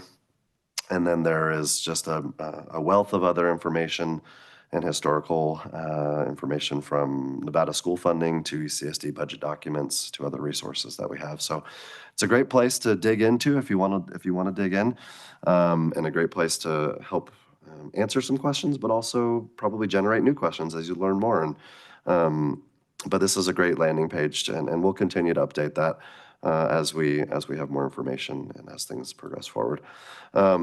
Regarding, again, the budget, last week, there was a decision made, and probably felt hasty, but it was a decision that was difficult to make, but that was to cease middle school intramurals for the rest of this school year. I want to say a few things about that decision. So number one, the timing feels difficult to people, and I understand that. There are a lot of things that are associated with a middle school intramural season that it was sort of a either do it now or we're not canceling it. And it felt like something that we could do at that moment, and something we had control over at this moment. A lot of the things that we've talked about and we're going to need to consider as a district leadership and as a school board are not all things that are within our control at the moment, and may need to wait till next year. And so this was something that could be impacted immediately. I want to make sure people know that we heard keep saying I and try to say I instead of we, but I've heard very clearly from many students, educators, and families regarding the decision to pause our middle school sports programs. People that don't know me don't know this about me, but I'm an absolute sports nut. You pick a sport, and I either used to play it or I still try to in my advancing age. I love athletics more than people will understand. And so from a personal standpoint, I confidently can say that I recognize that they're more than just extracurricular activities. And I've seen both personally and professionally that some of these programs are a vital escape for some kids from harsh realities of their life outside of school. For other kids, it's a primary driver of academic engagement. When I was a freshman and sophomore in high school, I was not a very good student. I had failing grades, and the only reason I tried to even pass was so I could continue to play sports in the next season, and so I get that. They can also provide a foundation for mental, physical health, there's so many wonderful things that sports provide to our students, and I understand that. And whether it's an impact on our yearbook content, as I've heard from some folks, to the loss of mentorship opportunities for teachers and coaches, the weight of that decision is felt across our entire community, and I understand that. I also know that my primary responsibility right now is to ensure the long-term viability of our school district. We're currently navigating a very, as I said before, complex, complicated financial challenge that at this moment feels like requires immediate and painful adjustments. And I understand that these cuts seem to fall directly on student opportunities. This is an action that I deem to be taken out of necessity to manage our immediate operational needs. For some people, this topic of budget difficulties is a rather new one. However, for the 7 of you and me and people who've been coming to these meetings on a regular basis, you know that we've been signaling that this has been a problem for about 3 years and has been leading to this. And what hasn't happened over those last 3 years is we just did this, crossed our fingers and waited and hoped everything would be fine. We have been methodically trimming away everything we could possibly feel like we could imagine trimming away. And where the point that we're at now, it's hard to imagine that any more cuts or adjustments that are going to be made won't be of direct impact to students and staff. Like, that's just where we're at. I want to share that I find I find a lot of value in some of the passion and advocacy that I've heard from our community, and I super appreciate the creative solutions that people feel like they're coming up with and they're proposing, such as alternative funding, operational shifts, and engaging in dialogue. Moving forward together, true community in a crisis requires both a fiscal responsibility from everyone's perspective, as well as an open mind and open dialogue. I got a bunch of emails today, and I've heard about a bunch of comments on Facebook. I don't always feel like those are the most productive, but I do have mechanisms for making sure the productive and constructive things make their way to me, and I can take those into consideration. And so I encourage continued public participation. I encourage advocacy as we navigate the challenges. I am committed to improving everything we're doing around this, from our communication to our transparency to working alongside people to find long-term and sustainable solutions that protect the future of all of our students. Our goal is to provide education. That is our primary responsibility as a school district. And I know there are so many things that contribute to that, but our goal is to provide an education that fosters both intelligence, character, meets the needs of our strategic plans, meets the, our portrait of learner competencies, even in the face of hardship. Like, we can't just abandon all the things that we've deemed to be the most important. But we do have to narrow our focus to those things that are most important.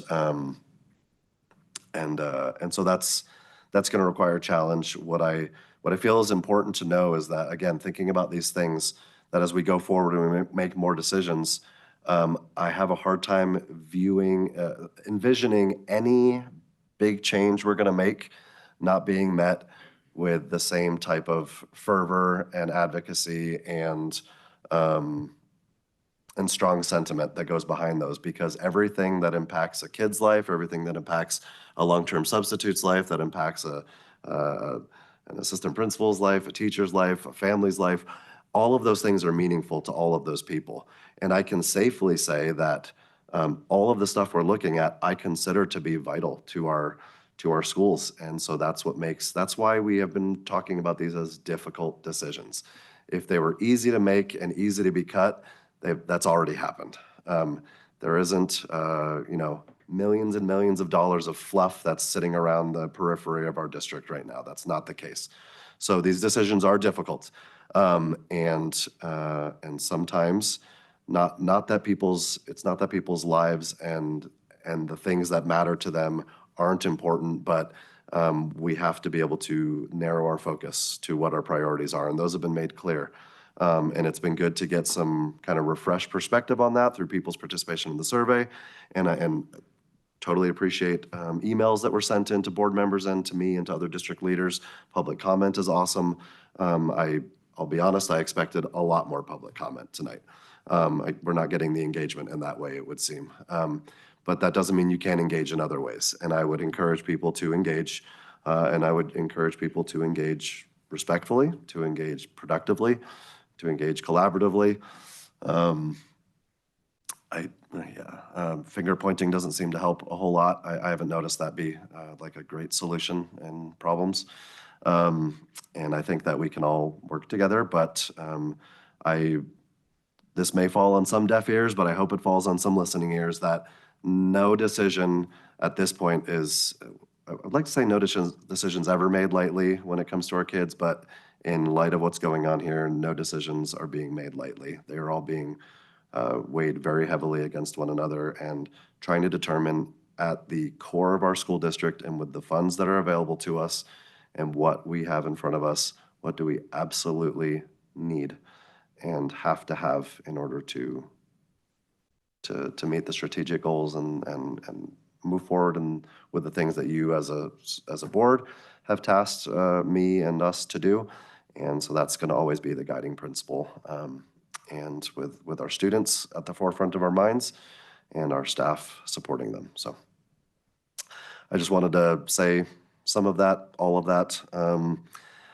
Two more things to mention real quick. I received a request from one of our board members about having an update on general discipline numbers from the last time we talked about our total discipline kind of grand scheme of things was last March, sometime around this time of year. So we're going to start working on some sort of presentation. I'm not going to commit to which date we'll do that, but at an upcoming meeting in the near future, where we have some space to do that, we will do that. And then I want to mention too that winter map testing is occurring right now across most of our campuses, if it hasn't already occurred. And I've already been hearing some really great progress and results from some of our campuses, hearing so many good things about the impact people feel Lexia is having on the reading scores at their school. And so I'm very optimistic about seeing some progress. But know that I'm also committing at this point to, as soon as we've completely wrapped up that winter map testing season, which, Ray, does that go into early February? Is that when map testing technically ends? Or is it this week? Okay. So sometime by the end of this month, that should have wrapped up. Then we'll need some time. I forgot Ray isn't our testing coordinator anymore. He's like, what are you asking me for? And in any case, we're wrapping that up, and by the time we have that data, and map data comes quickly, but what I would like to do is be able to cross-reference that and not just give it to you in a vacuum, but give it to you in context of where we're also seeing great usage with Lexia and how those things coincide with each other, so we can really look at that investment and see if it's something that needs to persist even in the midst of difficult budget. Because if it's having an impact on our kids in that way, then it's something we want to continue to consider usage of. So that's it. That's it for me, unless you have questions or comments for me. All right, thank you, Superintendent Anderson. Hearing none, I'll move on to item 6.01, NASB update. Trustee Neal. Okay. And Teresa and Jeff, if I leave something out, let me know. We got you. We had a meeting, and Rick shared the positive survey results from the annual conference. He He did say next year it will be held again at the Westin Lake, Las Vegas. They're working on the program already, and if you have any ideas for speaker, you have any speaker recommendations, send them. You can either send them to me or you can send them right to Rick. Our NASB president, Irene Adams, noted there's an upcoming NASB presentation to the Joint Standing Committee on Education that's scheduled for February 17th.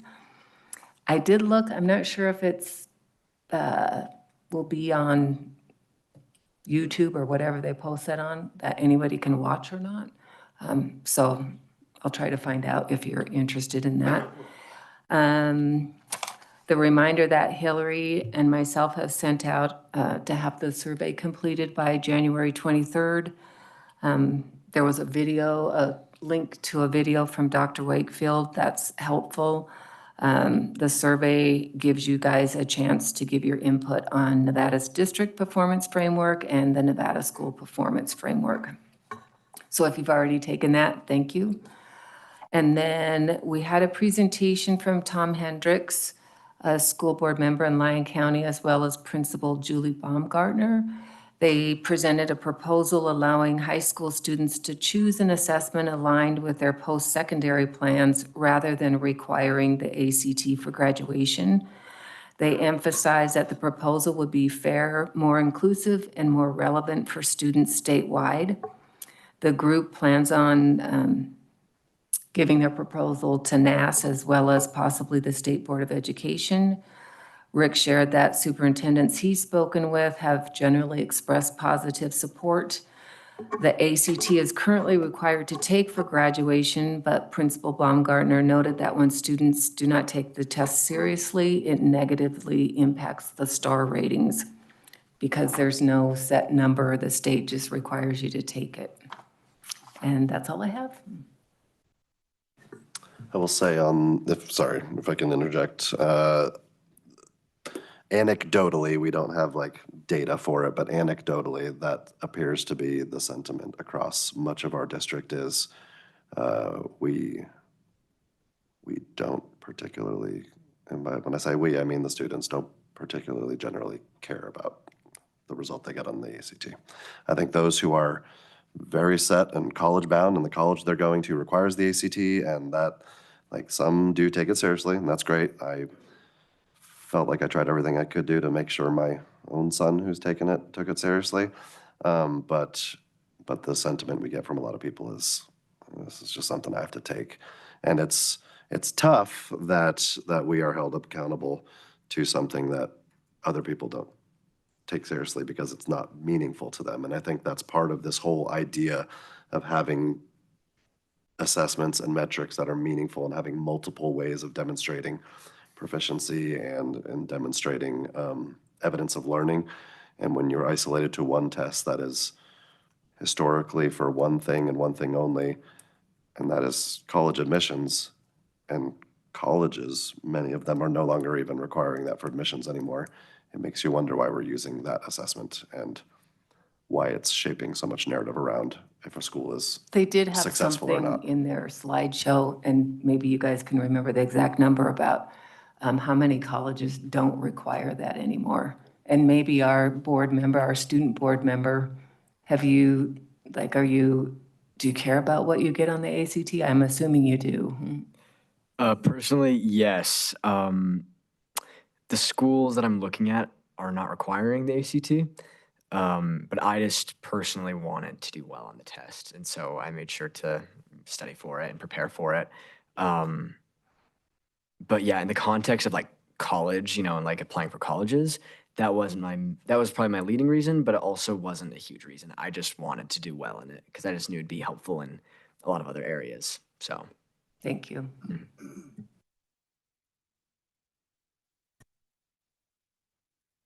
All right, anything else on the NASB update? Do you have anything? Yeah, we'll move on here to items from board members. You want to go ahead and just carry on with that? I'll move this way down to the end and then this way down to the end. Okay, just a couple highlights from the State Board of Education meeting on January 14th. Superintendent Wakefield gave an update. He's on his listening and bright spots tour around the entire state. So he's meeting with superintendents and school board members, as well as visiting classrooms and talking to students and educators. If you want materials about his tour, you can visit the NDE website. Let's see what else. We heard a presentation from Washoe County about chronic absenteeism and what they're doing to help with the problem. It was interesting to listen to what another district was doing. They've spent a lot of time having conversations with students and families that have chronic absenteeism, and then what the district can do to help them, whether it be transportation or whatever that might be. Vice President Tim Hughes asked, I thought, a great question that I wanted to make sure I shared with you. He's like, how do we make more flexible learning environments? So I know Teresa's talked about this too, of let's say you have someone that they're just bored, like I know all this, and they go in and take the test and they do just fine. So why are we having someone, why not just come in and take a test? Like, why are they sitting there? Like, just to look at those kind of things and how can we make it more flexible? That's as far as it got. It wasn't an agenda item or anything, but that was an interesting question. And then, and if you want any more comments about the board meeting, you can always go to the NDE website and the Board of Education and get the documents there as well. I did watch Elko High School wrestling on Friday or Thursday night in the Performing Arts building. That was fun. It's so different with the lights off and everything. It was fun. And then today I had lunch with some of the Spring Creek High School students, athletes out there. Thank you to that school for inviting me, and to the students as well. We had a nice chat. There weren't a lot of them there, so it was nice you could interact with them. And it was great to hear them mention, they gave a little intro of themselves. And it was nice to hear that they were all saying, we like the staff here. And I thought that was a testament to Spring Creek High School, so it was good to hear that. And I just enjoyed that. They also talked about how much they enjoyed having finals before Christmas. And then one last thing, the Elko County Reading Council is bringing author Brad Herzog during Reading Week, March 2nd to the 5th. So looking forward to his visit. And thank you to our school board, our student school board member. Appreciate your input. Thank you, Trustee Neal. Trustee McCarty. All righty, here goes. I respect the Nevada open meeting law and the wishes of the citizens of the state that have led to this process. With that said, we, the Board of Trustees, are required to have discussions publicly, which necessitates the reality that the things that are said by members of the board and staff that are speculative, that speak to a potential future outcome and/or are hypothetical. While portions of what is discussed may very well come to fruition, it is irresponsible to claim that what is discussed publicly, though is not directly voted on, is immediate action. I am begging our community to please understand the process. Do not make conjecture, spread information, misinformation, or speak with an authority you may not have. I encourage our community to call out such falsehoods and misrepresentations of the truth, and to ensure that responsible, respectful communication is the norm for us and is to be expected, rejecting anything that is not and sharing that which is responsible and respectful. Break. It's my understanding that on at least one occasion, a request to our media partners to have a candid off-record conversation has been rejected. As such, I encourage our staff to have faith in our legal counsel and reject all inappropriate requests for information. If media partners feel they have legal standing, they can take the legal course that they feel is appropriate. We can then defend our actions if necessary. Break. I appreciate the grace for my fellow trustees as I become a bit more vocal than I have been in the past 2 years, and I promise that I will try my best to keep my comments and questions relevant and somewhat short-winded. Thank you, Mr. President. Thank you, Trustee McCarty. Trustee Stanfill. Okay, well, thank you, Matt, for that. Yours. I was gonna say something similar, but you could all come to the meetings. Don't just go look on Facebook and all that information that it's not, probably most of it's not true. But, well, another thing, stars. Another reminder, we need more nominations. This past month, we only had a few. We want to know, what do you think about our teachers or staff members? Just go on the website and nominate your favorite teacher, favorite bus driver, staff member. And today I had an IEP meeting, my daughter's IEP meeting. It's just incredible how our teachers, many different people working for just one student. And we have 9,000 students. It's just incredible. I was surprised how they all got together. And I have an IEP meeting every year, but I think this year it's her last IEP meeting, and it was great. I was impressed. Thank you to Spring Creek High School. They're doing great. Thank you to student board member. Presentations today, they were great. There's a lot of information, really clear and easy to understand. So thank you for that. I appreciate that. And I think that's it. Thank you. Trustee Dastra. I'll keep mine quick. One of the things we did talk about up here and that we need to just talk to our legislators and everybody about on a regular basis is unfunded mandates. You know, we have budget issues and the legislature comes along and says, you have to do this, and guess what? We're not giving you any funding. So that is something that we should address often. You should, community, reach out to your representatives, talk to everyone you can about how we can change that coming from the legislature, because it's terrible on every school district to receive these mandates and say, this is gonna cost you, I'm just gonna throw out a number, $3 million, and guess what? It's up to you. I know your budget's already tight, especially rural districts.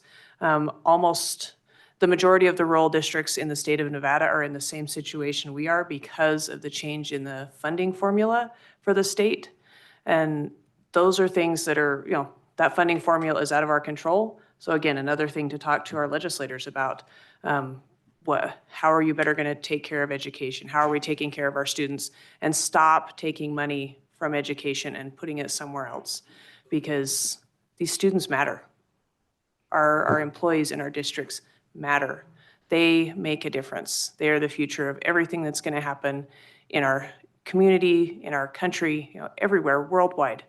And so we need to have a better focus on how we fund education in the state of Nevada. That being said, NASB is going to look at talking to the state about those unfunded mandates. I know a lot of other groups are going to do the same. That's important. I will be attending a virtual NASB training, so Nevada Association of School Boards, on Thursday, and I will be helping to facilitate that training. We did ask in the past to have some more virtual trainings, and so I will be attending that one this week. And again, Rhett, thanks for being here. I've had the pleasure of coaching Rhett and, watching him be a pretty awesome student body president out there at Spring Creek High School. And I just love having our student board members here and contributing your thoughts and, being able to have a presentation and say, hey, what do you think? So thank you for sharing your thoughts and for being here and just for being an awesome student. Appreciate it. Thank you. Trustee Ballard. Yeah, I would like to thank Rhett for being here again. He's a returning student board member, and so thank you for your continued interest in what happens here and for just being so ready to give your student perspective. You do a great job. And yeah, I see great things in your future. Thank you. I just have a question really quick, about this year. Something new that happened was we had to register all of our students. Everyone had to get online, didn't matter what grade your student was in, everybody had to be registered. I registered my boys. I cannot remember what that included. Did it ask for email addresses for parents in that? So any child that's in our school system this year has recently, before this school year started, had to be registered by a parent, had to give a valid email address. I've been hearing a lot that parents are not receiving the survey, that they didn't get the email to take the survey and that they didn't see that. Check your junk mail, check your email, because every student should have a parent email. And there's, I think, like you can show a thing where, 10,000 plus emails went out asking people to participate in that survey. So I just want to encourage parents to keep an eye on their emails. Be active in your children's education. Keep an eye on what's happening at the district level and listen to board meetings and make your opinions heard and voice your concerns and your opinions on things. And lots of times things work in your favor when you actually participate. I want to thank Beth. We just approved for the Wells gym roof to go in there. And I just want to thank Beth for always showing up to the meetings and advocating for her community. She's from Wells, and things happen for Wells because there are people like Beth that are active participants and advocate for their school communities. So if you want to have your voice heard, come to meetings. I want to thank the teachers that came today and gave comment today. And I think there's a variety of ways that you can have your voice be heard on different issues that are happening in the district. So whether it's emails or showing up at board meetings or joining the different committees that are put together at the district level, do your part. I also going to say one more thing. When I hear the chronic absenteeism is at 30-some%, and then people like to complain about test scores in the district, parents, get your kids to school. That will help. Mr. President, can I interject? I know I just said I'd be brief, but to Brooke's point on the emails, all emails come out of one email address, correct? Can we make that, sorry, go ahead. When it's district, can we put that somewhere front and center to say unblock this email or look for this email or put this in your safe senders or something? I mean, I get we're holding their hands, but that may just be one more way of us saying we're doing everything we can. So just a thought. Thank you. Sorry, Mr. President and Dr. Byers. Dr. Thank you for letting me Byers. jump in front of you. You want me to repeat everything? I've got so much to. Yeah, it's been kind of tough right now because we've been through things like this too as well. So a couple things. Want to say thank you to those that sent in, comments and those types of things. I appreciate that, especially through official channels. I'm not on Facebook too often until I get like a text message picture of it or something. So, and those, I would encourage people, while that's a public, unofficial public forum, that's not necessarily productive. I appreciate community members. It seems to be the same community members that helped us settle things down when most of us were on this board that continue to support. So I appreciate that as well. You guys are, we don't see you as often in the boardrooms, but silent partners, and I appreciate that because you have an understanding. I would encourage those that get angry and hot and want to throw crazy sentences online to start using that energy towards reading and asking. And in this age of information, it's as simple as getting on AI and saying, please tell me the NRS and federal, whatever. It takes literally 5 minutes to get all the stuff that a lot of folks think that they have an understanding of and seem to lack. So please get educated on those. And then you can ask for official comment because that's what we do. So you find the experts in that. So thank you so much. I guess I'll do it. Everyone did it. So I'll do it as well. Thank you so much. And we're here and it's 9:00 and there's 3 people on here. And so when, the 10 other people that watch this later, thank you so much. It's well past your bedtime, I'm sure, because you go to bed early. I'm just kidding. It's almost past my bedtime. But anyways, and thank you, board members. We continue to have wonderful discussions. We continue to agree to disagree. And I really appreciate that. That is something that is not seen everywhere. And so thank you so much for sitting at this table and trying to do the best we can with the cards we've been given. And so I appreciate. I didn't leave you out, I promise. You guys have been stuck here as well. Ray fell asleep twice already. I saw him 3 times. Yeah, one with his eyes open. So, but everyone that works in the district, thank you so much. Again, this is going to be tough, and I'm glad that we have someone like Mr. Anderson here to help lead everyone through this, and we have a staff that helps and believes in the mission that we're doing, and so thank you so much. It's not a hodgepodge of locals trying to just get what they can out of things. It's a group of people working together to make sure that we have a district to help these children out. So thank you so much for everyone, and I will rest. Thank you, Dr. Byers. Mr. White. I don't have like anything like, written down to say or anything, but I've appreciated listening on these conversations, and it's really good insight just to see how these processes work and, the differing opinions and stuff. Right now I'm in a AP government class, and it's interesting kind of seeing the vocab terms like in action, I just thought it was interesting. It's been really cool to see. So I've just kind of been watching. It was cool. This entire thing, the meeting was long, but I think all of everything that was covered was important, and it was really cool to kind of see the decisions get made and everything like that. So just want to express my gratitude to everyone on this board, and being the people that have to make the decisions and have to discuss, and they have to spend this time and talk when it's kind of sometimes unseen. And so I just wanted to express my gratitude to you guys, and thank you. And thank you. All right. What a crazy first couple weeks for me. I'll keep it short because you guys are awesome. And that's kind of where I want to put it. I'm going to talk to the people in this room. If you're online and seeing it, great. But if not, whatever. First, I want to recognize Mrs. Alsup and Mrs. Madigan. I really appreciate you guys coming out and talking and then sticking through the meeting too. Thank you. Thank you. I heard you. I want to tell everybody here in this room though too that some in the newspaper really upset me a couple weeks ago, and I wrote a pretty big letter in response to that. But I want to sit here and look y'all in the eye and tell you, I see a group of dedicated professionals that are doing everything they can to help the children in this district to improve. When we are working, we're behind the 8 ball on everything.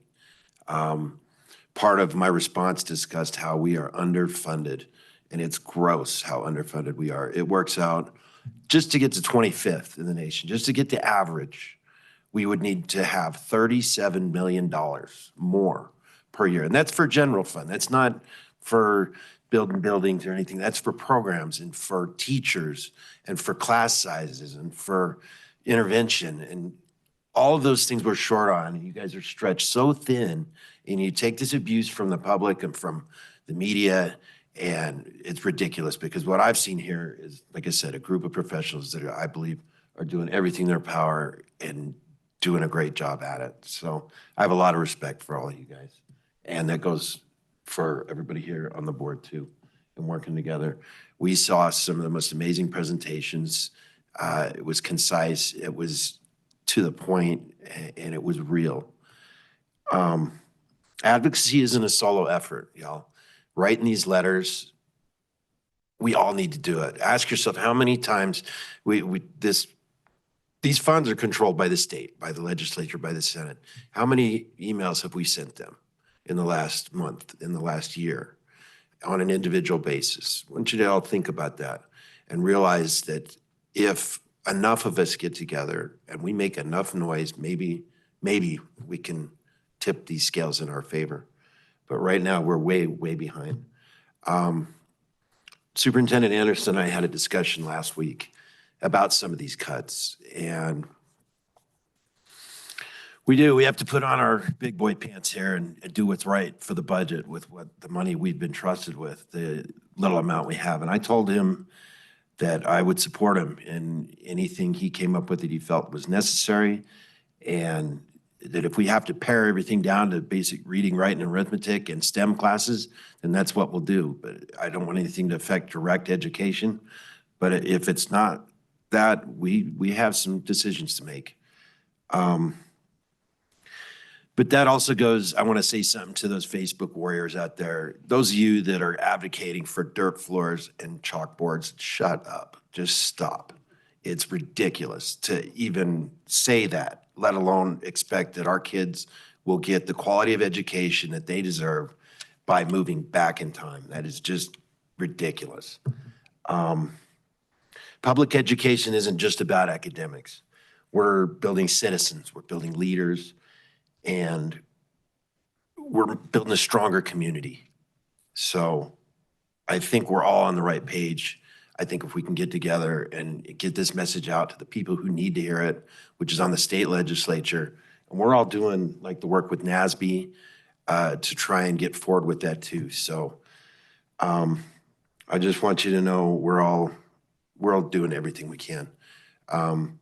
Seeing the STARS Awards, seeing these people that do just amazing things every month at every level.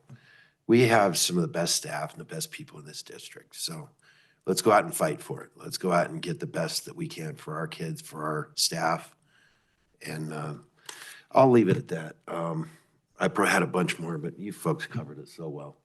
So I want to thank y'all for bearing with me here with my first meeting as president. And I'm honored to take this role, and my eyes are also open in what you two have had to do. Yeah, you're looking and you know, like, yeah, he'll get it. Well, I got it. So, and we got this. Let's keep moving. Anyway, moving on to item 7.01, input from the public. Is there any input from the public left? If not, we will go ahead and move to 8.01, adjournment of the meeting. This meeting is adjourned. Thank you, everyone.